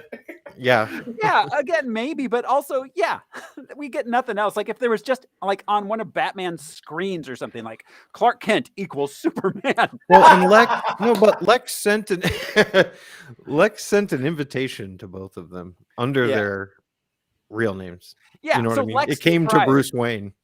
Please attend this Friends of the Library benefit. Which, Like if- holy shit, do I have some? Oh, the Friends of the Library. Yeah. Anyways, all right. So, then we cut to let's see, Bruce Wayne at an underground fight club. He gets with the Russian and hacks his phone. We cut to Clark back at the Daily Planet. Barry White is still like, "What's up with this football game?" I have a question about this fight scene. Bruce seems to know the boxer, Right? and What's up seems with to have that? arranged for him to win. I guess. Like, what's That's up with his that? boy. I think he participates or gambles on these fights a lot. Yeah, that was too much for me. Like, it was weird. He's It a was too very much detail. vicious, bloodthirsty Batman. Yeah, It was he's like- like, I know every It is. boxer in this town. Yes, but I also don't understand what the plot point was with them knowing each other. What did that contribute to in any way? Yeah, Oh, it did them knowing nothing each for the other? movie. No, I don't Yeah. know. Yeah. No, it just made it more convoluted. Yeah, for no reason whatsoever. Then, yeah, back at the Daily Planet. It's been 3 weeks, and Barry White still doesn't have that story about the football game that 3 weeks ago. Well, because Clark's not really a journalist. He faked that resume. Yes, You know, he but- did. But also, why are you so intent about this football story? Like, it's a game. It happened. The sports writer writes it, and you're done. It's a one-day story. Okay, so I caught something in the football game, and it happens real quick, but someone down in the lower stands holds up a picture of Richard Nixon for us, the audience, to see, not facing the field, and it's Nixon with his, when he's on the helicopter with his piece. What? Yeah, What? What does that mean? I don't know. Zack Snyder is insane. That's what that means. Oh my guess. God. Okay, I have to say this about Superman. How did Superman not write the football article? 2 teams. I watched it on television. Boom, done. Yeah, it's not Yeah, really an article, is it? That's like Yeah. blowing off easy homework. Yeah, exactly. Yeah. It's 20 minutes. It's 20 Also- minutes of work, Clark. Just do it. How did that? He's a not fast get him- typer. How did that not get him Yeah. fired from his job? For not- Yes. yeah, it's like it's 3 weeks after this game, Clark. Low-key, at this point, I It's- bet Barry White's just like, look, I just gotta have somebody on payroll, man. Look, I gotta have people to throw assignments at. Clark These has only BuzzFeed articles aren't gonna write themselves. been employed there for a year and a half. That's true. This is a year and a half afterwards. Jesus Christ. We have to assume that Clark has at least been doing his job up to this point, right? Maybe he's just got distracted guess. because it's Batman. But also, again, Clark Kent has no personality. He doesn't do anything different than Superman does. He's just Right. just wears the glasses. Christopher Reeves is like bumbly, and Ralph Right. did the thing like, oh, I'm silly, bumbly Clark. That's not what's happening with Henry Cavill. He's just He's like, like- I put on glasses and I'm still handsome. Yeah, he needs to Yeah. touch his glasses at least like 3 or 4 times in Yeah. this movie. Yeah. It drove me crazy. So especially since the fact that they did a Justice League like run up as the second movie is ridiculous. There should have at least been another Batman movie and a second Superman movie and the Wonder Woman movie prior to bringing them together. This was so Yeah. rough and stupid and a reaction to the MCU. And a fucking Aquaman movie and a Flash movie. Yes, They- do all that before they come together. They should have Yeah. copied the MCU. Yeah, There should have been a lot of instances. and they can introduce Cyborg in it or something, or have Cyborg be in everybody else's movie. Or Well, really, Yeah, Cyborg something. Cyborg, with all they were trying to posture for with the mother boxes and the coming of Darkseid, having Cyborg debut in this movie would have made so much more sense than shoehorning Diana in. Yeah. For no reason. Yeah. Well, yeah. I mean, yeah. Have Cyborg in several movies. Like he's your Hawkeye. Like whatever. But like, yeah, it gives you Star Labs and all that. Yeah. Yeah, this was a bad way to go. And introducing the mother boxes that way and how it all, it made Cyborg Howard. Instead, we get a real quick scene of Lex looking at Steppenwolf and the 3 boxes, but yeah, and understanding. I believe that was not in the theatrical. No, that was definitely added. Yeah, absolutely. So we then let's see. Lois has a mystery bullet recovered from the desert. She's going to Washington to meet with some contacts because she thinks the U.S. government is arming the rebels. And then Clark gets invited to a charity gala. Okay, so I just have a question about this mystery bullet. What the fuck kind of metal is undetectable? Like, you'd be like, it's 15 parts iron and 4 parts titanium. Right. It's undetectable until it isn't. It has strontium in it or some weird element or something. They would be able to tell all of that. It's the same bullet they hit JFK with. It's the magic bullet. Magic bullet. Yep. So, all right. So I'm sorry. I'll say it now. So what the fuck was Diana Prince in town for? Was she there for the Friends of the Library benefit? Because right before we see her as Wonder Woman, she's on I want to point out, a very visible jet about to fly back overseas. It's just like, what the fuck? But even that was kind of just a cover for her trying to steal the intel that Lex Luthor had about her from Lex while she was at the party. That's why she was there, because she knew photograph. She knew that Lex Luthor had that photograph of her, and she wanted it back. But which leads me to this question about Lex. Did Lex want her there? I mean, for this Lex's gamesmanship and his look, he's all about subtle power plays throughout the whole movie, like feeding the senator the Jolly Rancher, doing things like that. Maybe it's his subtle power play. I know who all of you people are, and I manipulated events to have all of you here right now. But it's not obvious that he's like, oh, and I want Diana Prince here also to fight Superman with Batman. And I'm sorry, but his little speech made it seem like he was also confusingly invited and not holding the benefit himself. Yes. It was like Lex also got an invitation. Yes, but it's at Lex's house. This takes place at his house. With that giant, He doesn't strike me as someone who has ever read a book. Yeah. Even though he is genius level intellect, like he's like, books, they're paper. Okay. Have we had a Batman movie without a gala in it yet? Has there been a Batman movie without? I don't think so. Yeah. Yeah. Good point. 66. Yeah. Really? Maybe. I don't remember. I can't remember. I have a question because these two characters are billionaires. Does Tony Stark ever attend a gala? I mean, he attends them, but I mean, he throws some big things, but I don't know if any of them are galas. We see in Iron Man 2, or is it 2 or 1, where they're at the casino and he doesn't show up to get the award? 2.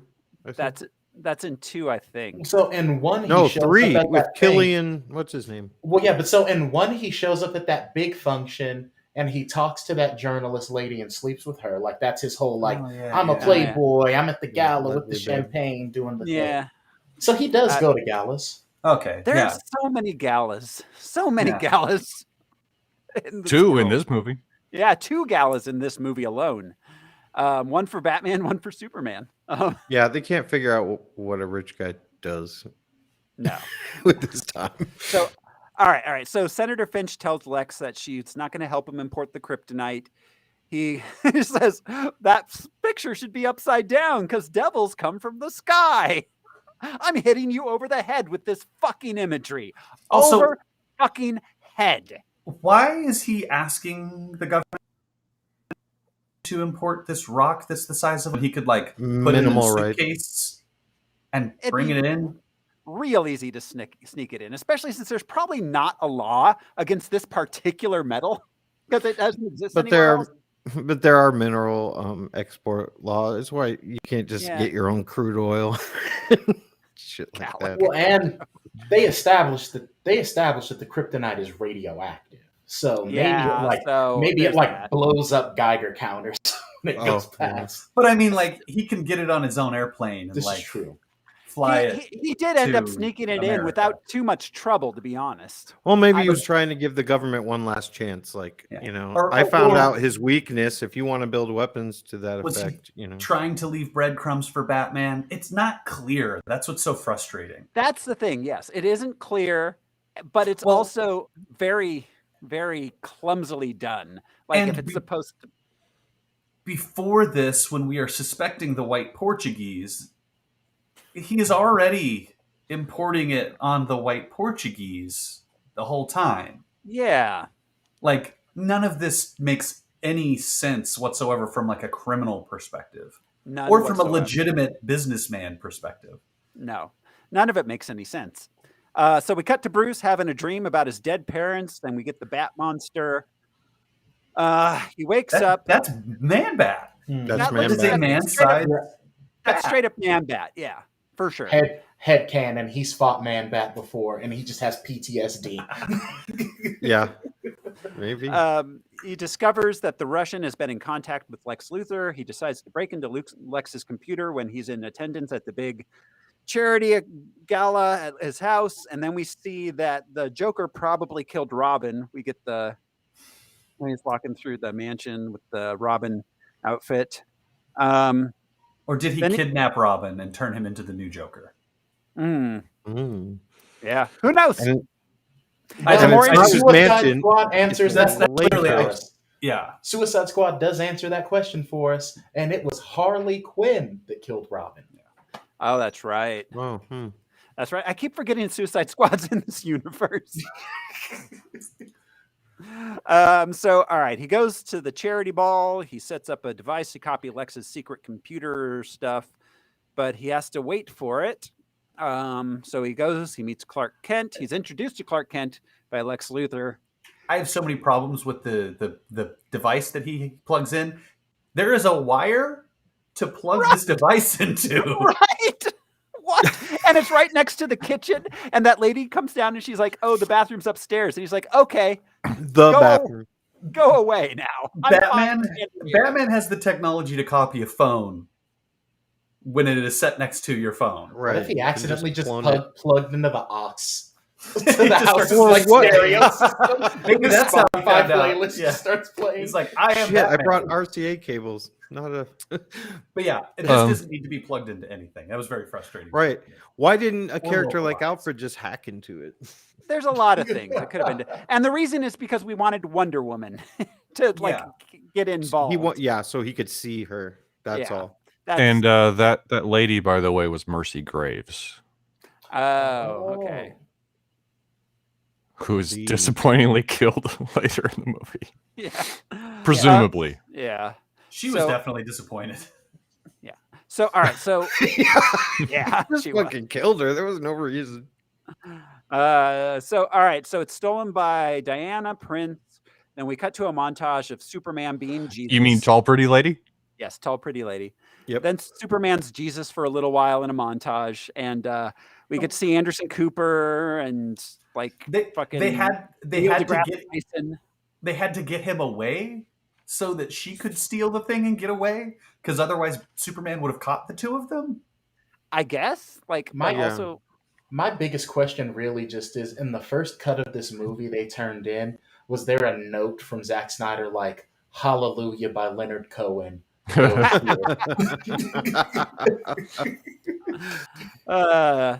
I just assume they have it playing throughout the entire movie, and then in the edits they just remove it until they find the right spot for it.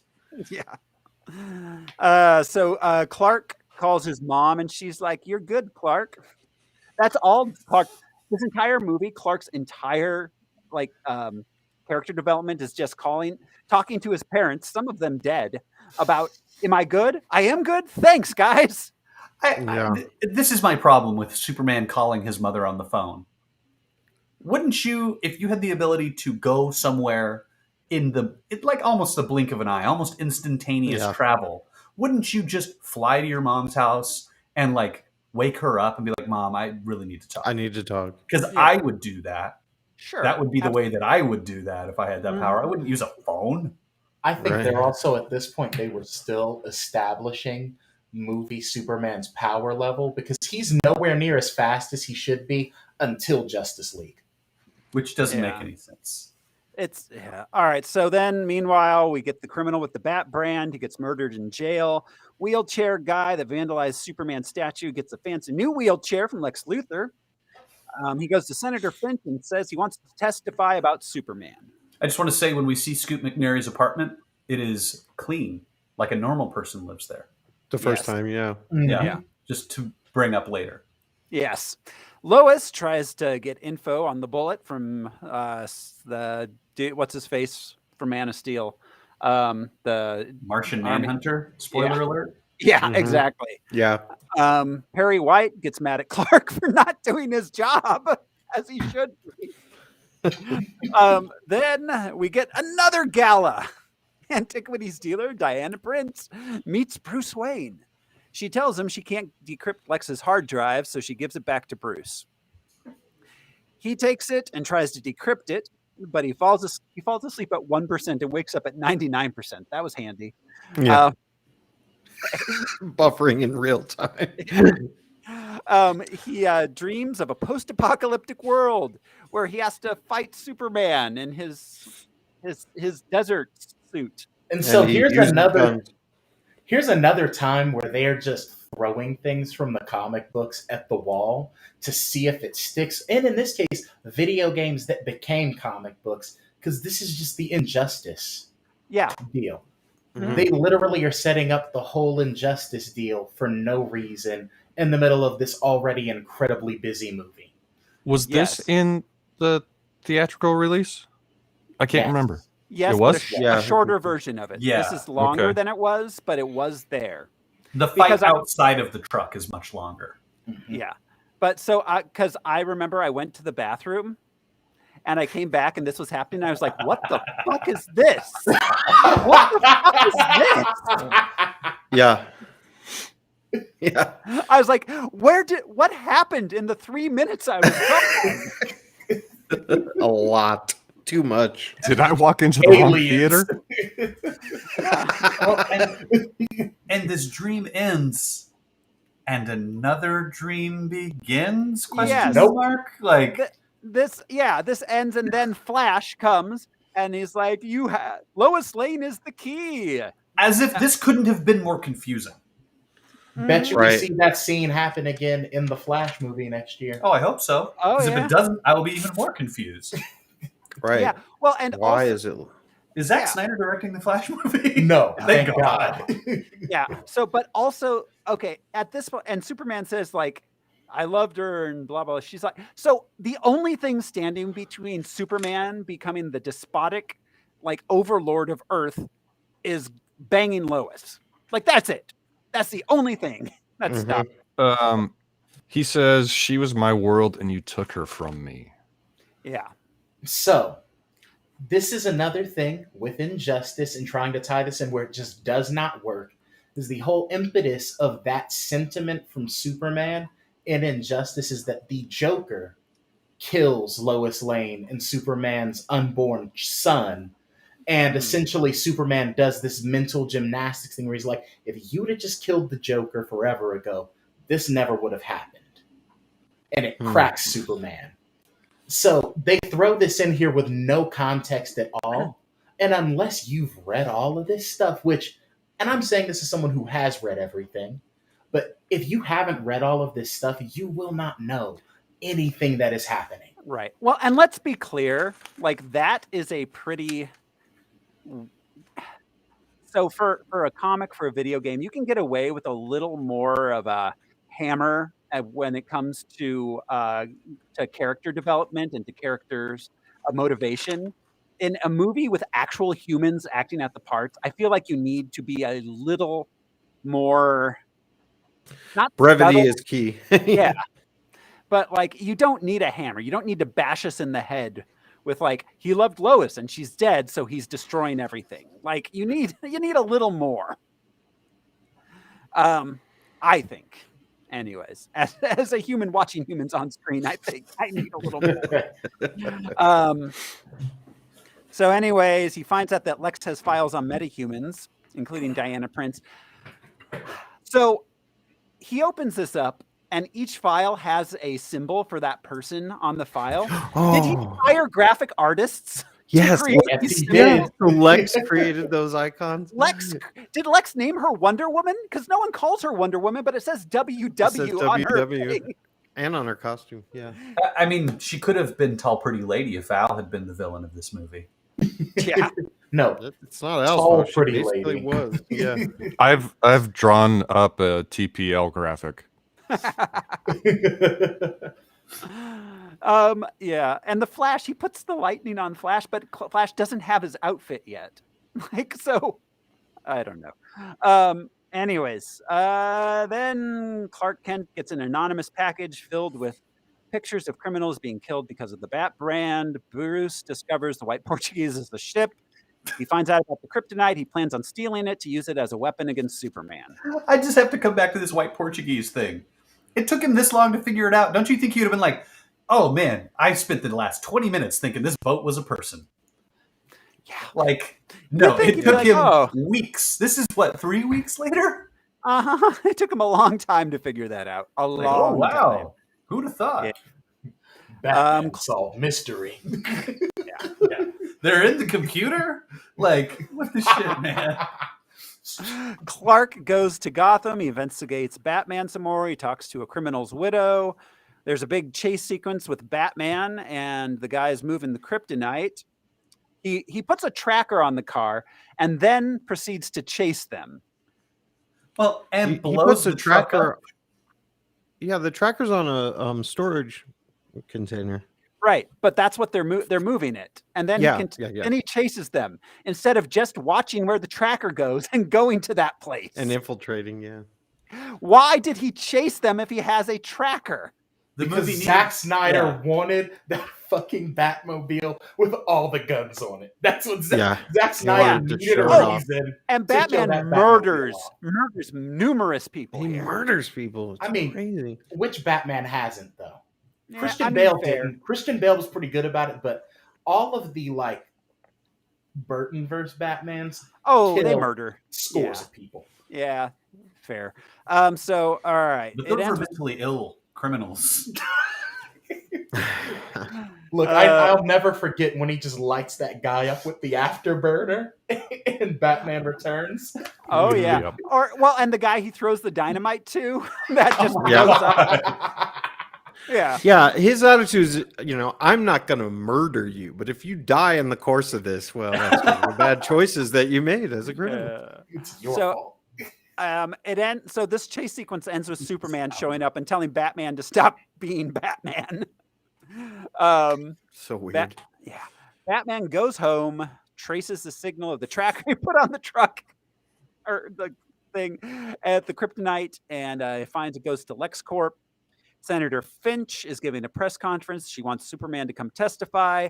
Clark visits his mom. She's like, you are a good guy. We see Senator Pat Leahy in his necessary Batman cameo. Yep. He's in every Batman movie. That's right. I just want to give a shout out to my boy Batfleck. This man face down a literal god. He is like mad dogging him in the wreckage of the Batmobile. Like, bro, do you want to scrap right now? I just have to commend this man's cojones. But at the same time, there's a quick shot of his eyes when he, first catches Superman in the headlights. Real scared. And it's one of the only times I think cinematically we've seen fear in Batman's eyes. Yeah, fair enough. He's like, oh shit, he's actually here. Yeah. Yeah. So we see it later too. So then African lady tells the senator that she lied. Superman doesn't murder people. Lois discovers that the bullet was made by LexCorp and the whole desert thing was arranged to frame Superman as an enemy of humanity. Then we get the hearing the next day. Lex shows up and talks some trash. Superman shows up, but just as he's about to testify, wheelchair guy's wheelchair explodes. I would like to point out that this whole scene hinges upon her looking at a glass of piss. Was that Lex's? Was it Lex's? Yeah, of course. It had to be his He piss. put it there. Yeah, he put Or it do you there. think he paid his assistant? Was That's that what I'm her saying. fee? Is like, Okay, Well, yes. did he say this is below me, or was he like just petty enough to be like, no, I'm gonna piss in this jar? And how did it get I up think there? it was his Was a piss. congressional aide, did one of Lex's people hand this to a congressional aide and be like, it's the senator's jar of piss, put it up there? It says Grandma's also, peach iced tea. Did she smell it? 'Cause No. She has this look on her face No. of like, well, no, because she has this look on her face of like, oh, what is that? Granny's peach. Oh, and she's this like is- visibly disgusted. Is that Smell supposed to be her smelling like, oh God? Or maybe From it's the just the jar of realization piss. because she said earlier. Yeah, She yeah. said Maybe it. it's just Yeah. the realization. She's like, this dude really did this. That's disgusting. Yeah. Yeah, that's what I Um, thought it was because she's the the- one that says it earlier. The other pivotal part of this is that the wheelchair we find out later is lined with lead. Yes. So But- Superman couldn't see it. He can hear Lois fart halfway across the world, but he can't figure out that there's bombs in the wheelchair. He And that's can't my even read question. the room. He can't He even read can't. the room. He can't hear Well, this remember, bomb. by the rules that Zack Snyder has set up, you cannot tell what a technical device is unless it's labeled, it beeps, or it makes a sound. So Yeah, that's Superman true. he was Fair SOL. enough. Lex Luthor meticulously removed the red blinking light Oh, and the well- little beeper speaker. And Andrea pointing out he just sends his assistant to be murdered. Totally. Yeah, he This does. dude Yeah. is a No. sociopath. He does not Yeah. care about anybody. So, all right. So, everyone blows Mercy up. Graves was underused Yeah. Yes. and killed off too soon in this universe. Superman blames himself for not detecting the bomb. He flies away. Batman steals the kryptonite from Lex Luthor. Lex goes to Okay. the I'm sorry, but she's on the steps and there's this commotion. They don't really know what happened in the Capitol. And then here comes Superman with one blonde white lady who is not even her. She hasn't been burned at all. She's not bleeding. Well, he looked at her It's like and he's said, going back "Damn, and forth she to looks save kinda white like ladies. Lois."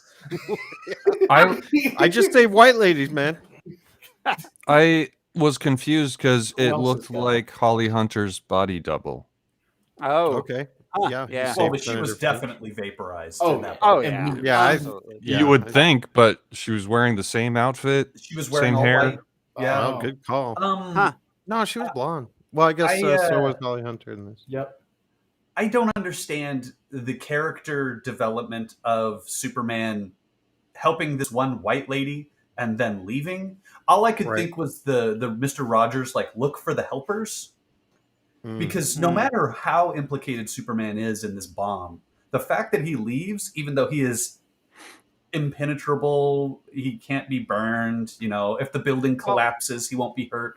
He should have spent the next 2 hours pulling Search rubble and and people rescue. out. Yeah. Like Yeah, Captain well- America would. Yeah. Well, I mean, Yeah. they do cut to what seems to be a little while later, and there's a bunch of people out on the steps. I assumed he was rescuing people for a bit. I wanted But to he see the dude in the leaves. buffalo headdress. Like he leaves before the Q The guy just shaman. running with Nancy Pelosi's laptop. Look what I got! Look what I got! Yeah, I don't know. This should have been the one moment that made us go like, well, Superman, while complex in this movie, is still good. Mhm. Yeah. But no, we get like Superman is sensitive to And people actually calling him this- an illegal alien. This was an added scene of him helping out after the bomb. Mm. Yeah. But then he just gets discouraged and flies away because The biggest knock Superman fans have with Walking Snyder is that he sort of takes away the Boy Scout. of Clark Absolutely. Kent. He's Absolutely. supposed to be just as good as Captain America, Mhm. but Yeah. the Captain Yeah. America we got was so good, and this Superman is like, I don't know, he's like Dr. Batman. Manhattan. He's like I'm kind of indifferent to humanity unless I'm Yeah. Oh, right. Well, Yeah. it's like they Absolutely. took those studio notes from when the one producer wanted Sean Penn to play him, and he said he wanted him to be a fucking animal, like he'd tear you apart. Like those were his I notes think- that he wanted on Superman. I feel like those are the notes they used to make the Superman make him like a caged animal. I think cold indifference is way more interesting than animal, but one of the most two-dimensional characters. I mean, I know, Jeremy, you've read more of it, a lot more than I have as far as his mythos, but you know, he works. He works the way that he is. Yeah. Snyder wanted to give us so many deep, conflicted feelings. Yeah, absolutely. Weird. So, all right. So Batman steals the kryptonite from Lex Luthor. Lex goes to the Kryptonian ship, assumes command with Zod's fingerprints. He puts Zod's body into some poop water. Never forget the kryptonite scalpel. Kryptonian technology reached early 90s fingerprint sensor technology. Yes, exactly. Right. It's not And like Siri. Yeah, And you think Siri. it'd be like, oh, your DNA is mixed. Yeah. Yeah. But why does he have to put it in the water to do a thing? Was the water was there because it crashed, right? The water wasn't part of the ship. No, the water was part. So I the think, water was yeah. part of the ship because they established that it had that arc on it where they could like start recloning Kryptonian Well, and you people see and unearthly- things from the Codex. You see unearthly or robotic creatures that look like sort of an octopus or something. Oh, right? and that's one. Yes. Well, yeah. you Swimming see- around, yeah. Yeah, you see Swimming those. around. But that's one thing we forgot from earlier. There's like some sort of bug creatures in the nightmare sequence that are like Superman's Right. guys. Yeah. So Some sort of again, bug aliens? that is Those Dark show up- Side. Those are the Yeah. parademons. They're implying that Superman has aligned himself with Dark Side. That's why you see the big Omega symbol, because the Omega symbol has to do with the anti-life equation. The anti-life equation is on Earth, and Dark Side wants the anti-life equation. Oh my God, this Oh is so much my for this God. fucking movie. So all right. Anyways, he decides him and Zod are making a baby. He adds his own DNA to it. The computer's going to bring it back to life. Batman does some CrossFit, or actually, Yeah, he does. That's what we said. CrossFit. while we discover that the news thinks Superman might have been complicit in the bombing, Clark goes to the top of a mountain somewhere to talk to the ghost of Clark Kent. Well, Peru, I guess he's in the Andes because he encounters Spanish-speaking. What is So this? he's not at the North Pole. Yeah, what is this? Why does he go to the top of a mountain in Peru to talk to the ghost of Pa Kent? Because Zack Snyder wanted him to have a mountaintop experience, Thoreau. But not the Fortress of Solitude? Why didn't he go to the Why Okay. didn't he go to the Arctic? The what is Even this? if Because even he if the also fortress wanted wasn't to built, shove. He wanted to shove that Sherpa shit down our throat. Like he Yeah. wanted. That's it. So He'll never make it up there alive. this is so dumb. And the So whole dumb. As whole- dumb as the rocks Kevin Costner is rearranging. Look, Yeah. he literally sat in the writer's room, hit his blunt, and said, "Guys, what if his dad is his spiritual Sherpa?" it's I'm so listening. dumb. It's so dumb. And Pa Kent, who never saw a mountain in his life, is on top of a mountain. He even He's from mentions it, yeah. Kansas. Yeah. All Does he he can live do on is a stack rocks. Pancake. Well, he was like, Yeah, "Maybe I'll make live on- my own yeah. mountain on top of this mountain." And then he's like, I can still hear the silence of the horses. Like, Bro, But he's picking up rocks from his own pile. This and is to throwing them to the establish top. that Clark Kent also needs therapy. yeah. Well, and Oh, does he? this whole thing is just so once again his mommy and daddy can say, no, you are a good boy, Clark. You don't This owe whole- them anything. yeah. The whole point of Superman is he's supposed to know. He knows he's better than we are. He's Yeah. like he's trying to bring us along with him. So this whole movie could have been avoided if these two grown men got therapy. I mean, heck, they don't even need therapy. Oh, yeah. If they literally would have just like if someone would have cracked a beer in front of him and said, "Talk to each other," they'd have come out of it like he'd have been like Batman would have been like, "Wow, you just reignited my hope in humanity, Clark. You're my Well, best friend." We do have a lot in common. We're about to get to the point where literally all they have to do is start opening their mouths. And that's like, okay. So, all right. So Lex kidnaps Ma Kent and Lois Lane, who's discovered that Lex was behind the bombing. Bruce and Alfred have a heart-to-heart. Bruce makes a kryptonite spear, goes to an abandoned building where he turns on the bat signal to lure Superman to him. There is one filmmaking thing in the plot that I did really enjoy, and it is that they only imply what happened when Bruce stole the kryptonite from LexCorp. That one time I actually was like, that's kind of cool. Like, you see the place is smashed up and there's security guards like laid out, and there's a zip line hanging and everything. And we see that was another footage. Yep. That was another Ultimate Edition addition. This movie made so much less sense in the theatrical cut too, which is crazy because it very little sense makes sense here. Like in the theatrical cut, they gave no indication where Bruce got the kryptonite. Okay, so Lex pushes Lois off the top of a building. Superman saved her from halfway around the world. Yeah, did he hear her through the Earth's crust and the Earth's core? Would appear so. And in mid-flight, put on his costume. Yeah, like you said, he can hear her drowning, but he calls his mom, just like you said. So, also, I'm convinced Ben Affleck wrote that workout montage because, look, I'll give him props. He's like a 43-year-old man in this film. He did get jacked. And I bet he was like, look, you guys have me in this costume the whole movie. You better give me one scene where I can show off this work I did. He's never been in bad shape. Good. He looks incredible. He might have the best movie physique I have ever seen. Yeah. Like, he makes Chris Hemsworth look roided out. And like Liam Hemsworth. But he actually, whoever he had working with him on training for this, he had a really good trainer because he didn't look roided out. Yeah. He looked like lean but big. Yeah, he did. And they subtly showed him like kind of groaning and stuff, that he is a little older. He can still do it, but it takes a little more effort. He looks like an athlete. And every workout that he does, we could talk about this workout all day, but every workout that he does, he maxes himself out completely. That's why you have chains, is because the weight gets heavier as you lift the chain off the ground. So he is pushing himself to his absolute physical limit, which I thought was a cool thing to show. He's doing everything that's like body weight movement and calisthenics. Like he's not pumping iron. Yeah, he's like, I'm doing pull-ups with chains. I'm hitting a big tire with a hammer. He doesn't know how to. He doesn't really. What else? Sorry, it's all plyometrics. I'm pulling tires on a rope. Yes. Okay, so he saves Lois from the building. Then Lex reveals he manipulated him and Batman by fueling their distrust. Lex demands that he goes and kills Batman in exchange for Martha's life. Meanwhile, Bruce mailed the unencrypted files to Wonder Woman, and we get a little intro to the Flash, Cyborg, and Aquaman. He couldn't kill Lex because in order to save his mom, it requires two-factor authentication.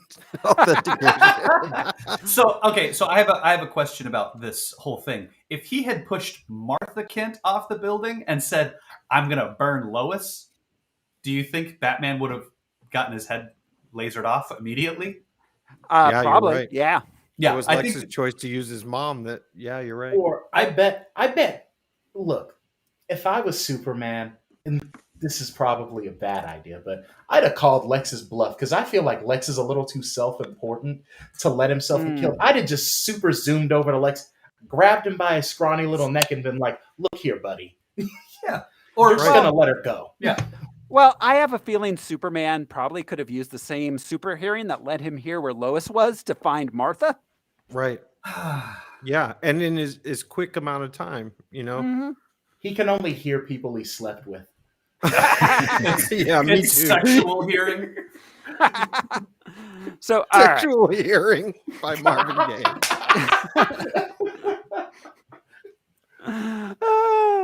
So Superman goes to Batman.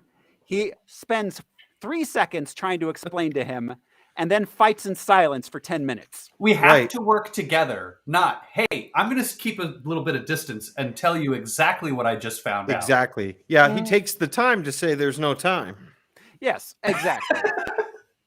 And spends 10 minutes fighting in silence until finally, as he's about to die, he goes, "Martha!" Dude, okay, so we have watched so many comic book movies where the idea with an action sequence is you intersperse it with humor and conversation. and dialogue. What's her name? Black Widow is constantly asking Captain America who he is going to go out on dates with whenever they fight. Yeah. Mm-hmm. They could have had this entire conversation while punching the shit out of each other. Right. Lex has Yeah. my mother. And at that point, then the fight ends. Instead, we got the famous moment. Well, and that's Martha. and Wow. that's funny you say that, because in the Frank Miller version of this, the context of the fight is completely different, in that it's like an older Superman and Batman meeting each other, and Superman's a government stooge or whatever, but they are talking Right. the whole fight, and he's The whole time. essentially in the fight, he's telling Clark why Clark will never win against him. Right. We didn't And need Clark is that. telling. We didn't need that moment, but it could have been interspersed with, "You don't understand, Bruce." Boom. Right. He's like getting beat up. He's inhaling gas, and he's like choking. Like, please listen. Yeah. This is, I think, one of the biggest failings of this movie is that every time there's an action sequence, everything stops for the sequence, which is why it's so goddamn long, and why it's so dour and like uninteresting, and the fight sequences are so uninteresting. The showdown is Barring so one. short, and then the turnaround is so quick, and suddenly they're Clark and Bruce to each other. You know, Yeah. Immediately. Immediately, And we The still don't know turnaround is- how they know each other are Clark and Bruce. Right.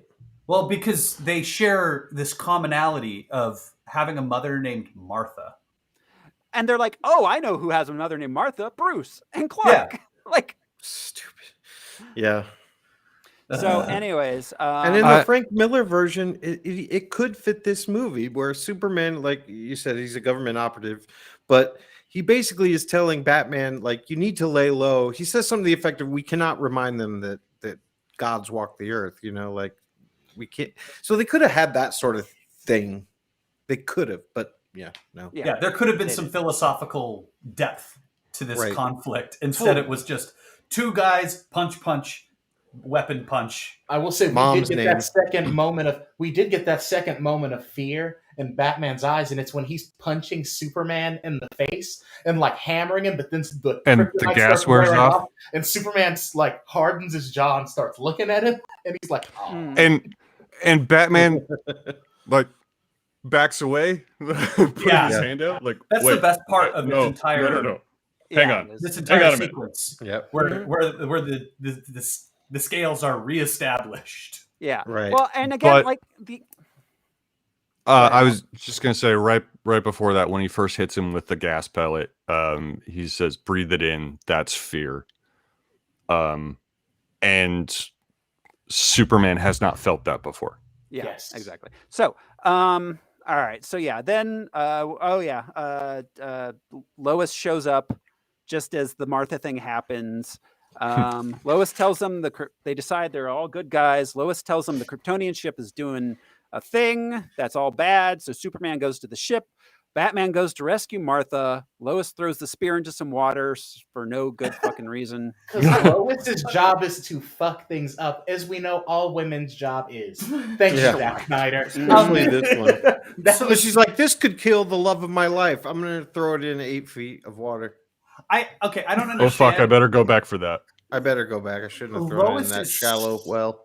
She is so important to this Martha sequence, because if she hadn't showed up, they would have both just been like, my mom's name is Martha. Oh, my mom's name is Martha, and continued to fight. Maybe, I don't know. Was Well, kind yeah, of the he was- impression that I was under. Well, right. Like- Bruce was sort of getting the upper hand, and he's like, "Why did you say that name? Why did you say that name?" And Yeah. what if Clark never even managed to get it out?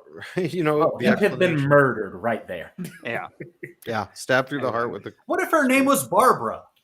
yeah, exactly. Wait, did you say Martha? No, Barbara. I said, Barbara. Oh my God, yeah. So, all right. So Batman saves Martha while Superman confronts Lex, who unleashes Doomsday. Superman and Doomsday fight. Thoreau, real quick, I do want to give some pushback to you saying that no fight scene in this movie was interesting. I quite like the warehouse fight scene. Purely because it's not a karate fight. I'm so sick of seeing Batman fighting street level criminals and they have a big karate fight. This was just brutal. Right. I'm going to kill you. You're going to try to kill me. Let's see what happens. Pulling people through the floor. When the guy stabs him and he pulls the knife out and stabs the guy right back. Right. So, okay. Yeah. No. So this is, the warehouse scene, that's pretty good. It really is. It's everything stops for it. Everything stops for every action scene. And it's 2016 when this was made, guys. We knew how to do this. Yeah. Well, so, everybody needs to be dead or unconscious for the movie to continue. Yeah, exactly. Superman and Doomsday fight. Wonder Woman sees this on TV and heads to Metropolis. Superman flies Doomsday into space, but the government fucks it up by nuking them both. There was a line when Superman went back to Lex, and Lex says, "I don't know how to lose." Superman says, "You'll learn." That was also added for this edition. Huh. Also, the space nuke moment was my favorite shot of the movie because it is literally a frame-for-frame recreation of the panel in Batman Returns, where Superman intercepts a Soviet nuke and it withers him, and then the sun regenerates him. Right. My only issue with this is they were so high out of the atmosphere that the EMP range and radiation from this bomb would have irradiated the entire eastern seaboard and knocked out power probably around the entire country. Right. Yeah, they were not. It was not safe to detonate a nuclear bomb. Well, and I love how quickly that goes down. The president's like, yeah, grab Just the do keys, it. let's do this. Yeah. Like there was no physicist who's like, maybe there was no consultation with further. other countries. Wait until they're over Russia. Yeah. Also, what the Russians and the Chinese have been like, looks like the Americans launched a nuke. Huh. Right. Yeah, exactly. So, Doomsday falls back to Earth while Superman is unconscious in space. Batman arrives, and instead of going to get the spear and coming back to the uninhabited island where Doomsday is just chilling, he leads Doomsday back to Gotham. The port, he says the port is abandoned. Oh, well, the port. He's certainly not going to walk 10 yards or, 10 blocks that way.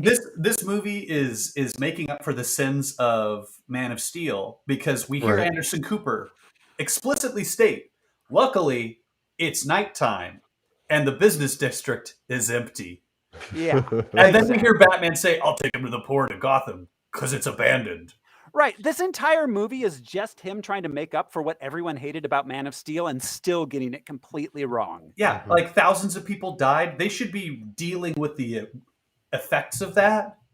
The government should be like, fucking superheroes are fighting in downtown. We got to evacuate. Good thing we developed an evacuation plan. It should be played up as a big event that our world is getting this much bigger, this much quicker, and it's changing the stakes of things. That's like the Avengers had that result. The Battle of New York had ripples for 12 movies. And then Sokovia is like... Yeah. That was the straw. Mark. Yeah. And that's what they tried to show us in the first 5-10 minutes of this. They did, but also this entire movie hinges on a bad screenwriting issue from Man of Steel, which is that all Superman had to do was lead Zod away from the city. Yeah. Like he did in Superman 2. Right. Why didn't he go fight him in the Indian Ocean where he fought the World Engine? They can fly. They both can fly. So anywhere is good. Yeah. We have all this negative space above us. And skyscrapers. So, all right. Well, Superman wakes up in space, comes back. Wonder Woman also arrives. We get which was the coolest shot where it's the trio standing there and it zooms in on them. That's pretty cool. That was a fantastic shot. The Trinity. Yeah. I and the guitar riff when this is the most effective that music has ever been. Ever. Yeah. Yes. And then the rest of the time we get diminishing returns every time we hear it. Mm-hmm. Yep. Just that that junkie. It's so a Junkie cool. XL thing. Yeah. Yeah. Yeah. Yeah. He co did the music.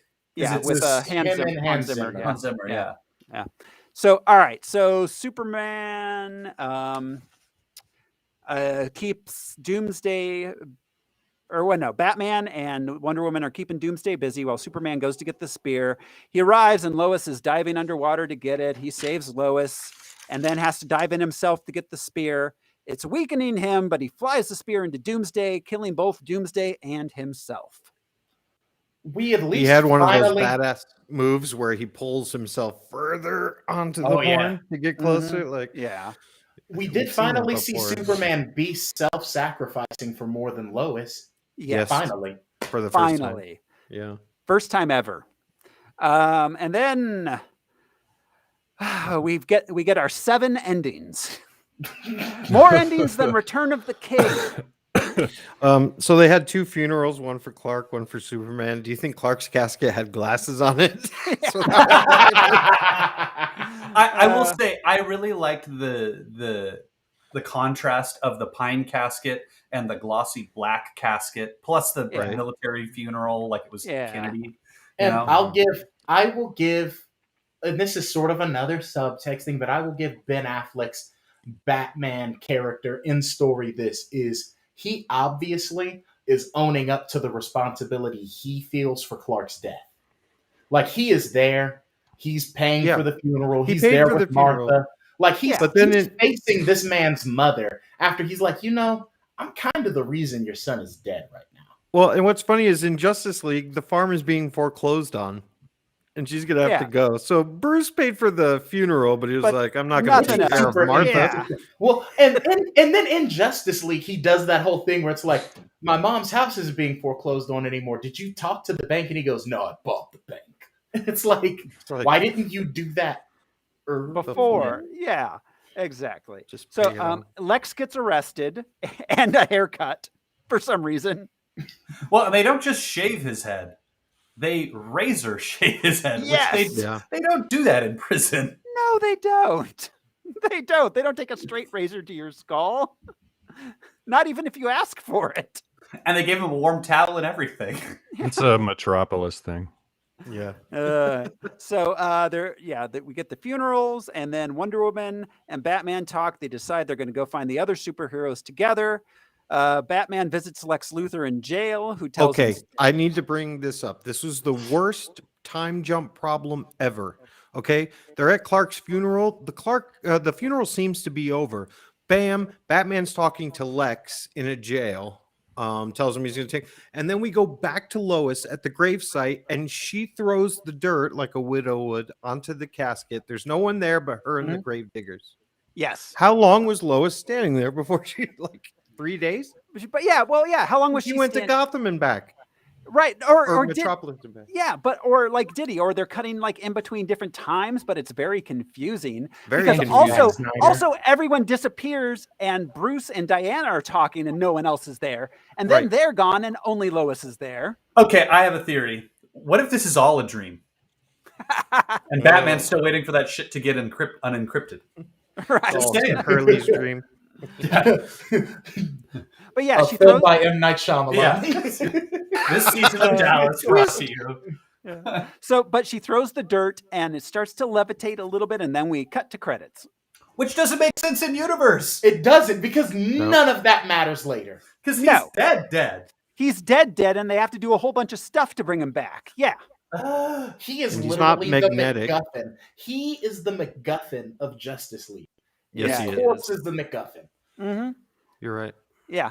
Did Zack Snyder have an actual plan to bring him back? Or was he already alive in the casket at the end of this movie? Who knows? But this is Dawn of Justice. So even if that was tacked on after the fact, Superman was going to have to... This is the beginning of the Justice League? Yeah. Do you think Zack Snyder follows the idea of paint yourself into corners? It makes you come up with creative solutions. Do you know what it is? It is that the writing crew on this movie was so lazy. They took every Superman script, every Justice League script, and every Batman script from the last 30 fucking years, and they said, here's something I like here, here's something I like here, and they made this abomination of a screenplay. Well, Chris Terrio, a quilt. Doomsday, if you will. A Doomsday, a quilt, yeah. A Doomsday quilt. Well, I mean, Chris Terrio and David S. Goyer are fucking hacks. I mean, we know that. Yeah. It's weird because didn't Chris Terrio write Shawshank? That's in his credits. He wrote Shawshank. Wait, really? Yes. I thought Frank Darabont. No, Darabont. Darabont directed it, but I Chris know, but Terrio I was on thought he was writing the one team. that adapted them because he was the Stephen King guy for a while. Far Far out. Well, Chris Terrio, we've talked about him before, but yeah, his credits Argo. are long. Yeah, Argo. He definitely worked with Affleck in other times. But yeah, let's see. He had no. He doesn't have Shawshank Yeah, on here. I no, thought Oh, he he did. didn't do Shawshank. It was just No. Argo. Argo, Justice League, Rise of Skywalker, Oh my. and That explains a lot. yep. Oh, Ooh boy. people still hire this dude. Thanks to Andrea for adding the comment "yawn of justice." Yawn of I know Nice. she missed my tag. That was her line. Yeah. So the only unanswered question I have that we haven't covered yet is why is Lex Luthor plans on using the kryptonite on all the metahumans? So why does he think Aquaman and the Flash and Cyborg would be affected by this? Because this version of Lex Luthor's not actually very smart, and he couldn't do the deductive reasoning to understand that no one else is a kryptonite. Yeah, did he know that it would be effective before he got to experiment on Zod's body? And also, if he's figured out all this stuff about the Kryptonians, and there's only one on planet and 3 or 4 others that have shown up, how does he not really know about Atlantis? He thinks Arthur Curry is like a one-off dude when there's a whole underwater empire. Oh, yeah. Huh, good point. Yeah. Hmm. Yeah, nothing about this movie makes any sense with the Wonder Woman or the Aquaman movie at all. You know what this movie makes me think? Because we get all these genius level intellects. We get Wonder Woman, Batman, Superman, Lex Luthor. They're all geniuses. They Henry are White. well. Well, and at least in this, they kind of explained, possibly how Lex could become smarter because he has access to the history of mother box. 100,000 worlds and blah blah blah. But they're all written like smart people written by stupid people. Like Yes, this is how that's geniuses think. Like Right. like you the really Donald Trump principle. yes, Yeah, exactly. It's like if Michael He's rich Bay to was poor on the people, West he's smart to dumb Wing people. revival. This is like if you Michael got Bay- Michael Bay on the West Wing revival. Oh, God. Yeah. Sorkin and Bay together again. Oh, God. Oh, God. So, all right. We're running at 2.5 hours already. You guys want to rank this thing? Well, hang on. Did anyone watch the credits all the way through? There's not Yes. there's not a cut scene. Yes, I not, watched yeah. it all the way through. No, The very last thing was a title card, Cruel and Unusual Films. It was cruel was. and unusual. That's why they play this at Guantanamo. So, On movie night. all right. So the ranking. Let's see. Man of Steel, we have at number 44.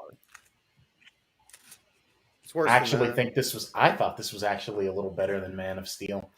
that. it's Actually, hard you're probably because- right. Yeah. I think The it's whole worse, third act. but I don't know. Well, we got Superman Returns at 38. I think Superman Returns is better than a lot of people give it credit for, but Ghost Rider: Spirit of Vengeance. This didn't have anybody peeing fire. Yeah. No, just in jars. Chronicle. I think Chronicle is a better movie than this, honestly. It's Blade 2, I think, was definitely better. Yeah. Fantastic Four was not. Maybe around those. I could put this in front of Fantastic Four. Where's Fantastic Four? I don't see Fantastic Four. Where do we have that? It's down there. It's Oh, it's number 60. Oh, wow. And Fantastic Four Rise of the Silver Surfer at 58. I mean, Superman 3. That's interesting. We have Superman 3 at number 53. I don't think. and I'm seeing Hancock. Hancock's a better movie than this. I mean, yeah, but also Hancock's a more cohesive movie than this. Yeah. Yeah. But also, Man of Steel is way too high. Way too high. Oh God. I think it could go anywhere in this area. Anywhere. I think the first one that I think is a pretty hard one is Fantastic Four: Rise of the Silver Surfer. I think it's pretty definitely worse than this. And Yeah, I think Blade Trinity is better than this. I think I would put this between those two. like I'd Blade comfortably Trinity, say. yeah. Yeah, Blade I enjoyed that movie. Blade Trinity at least had heart. Yeah. Yeah. I don't know. What do you think, Al? Somebody. I can't believe the Rocketeer is so low. Yeah. Yeah. 50. Wow. Anyway, yeah, I could travel along those lines. All right. So we'll put it between Blade Trinity and Rise of the Silver Surfer. Sure. It's below superhero movie. I think it deserves to be there. It's below Return of Swamp Thing. Don't fuck with Return of Swamp Thing. Yeah, man. All right. We're doing it. All right. We're putting it at number 58. I kind of liked it more than that, but I'm not going to argue. I did too, but the list is such a behemoth at this point. There's so many movies where it's like, it's better than this, but it's definitely not better than that. Yeah, our list is ridiculous. It makes no sense. It is very silly. Our list. Honestly, I'm really disappointed that Return of Swamp Thing isn't at least in the top 5, but yeah, it should be higher. That's why we have Jeremy on the show. Oh, yeah, it should be a little higher than at least Sky High. I don't know.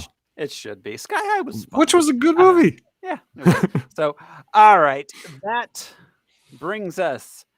We are closing the book on Batman v Superman: Dawn of Justice. Next week on Harmless Phosphorescence, we will be watching Captain America: Civil War.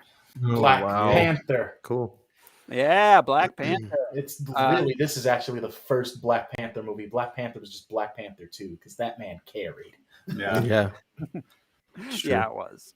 Yeah. So that's next week. Will we like it better than Batman v Superman? Yes. Time will tell. Yeah. So thank you everyone for hanging out with us. This has been your host, Charity Crone with a thing for nerds. Throw smiley. I'm Josh Cece, and the joke's on you. My granny's tea does taste like piss. Ding, ding, ding, ding, ding, ding. I'm Brian Lesh. Tell me something. Do you bleed? I'm Jeremy Reed. And you will. Every 28 days. I'm Alaric Weber, and my R&D is up to all sorts of no good. It's true. Thanks everybody. We'll see you next time. Bye.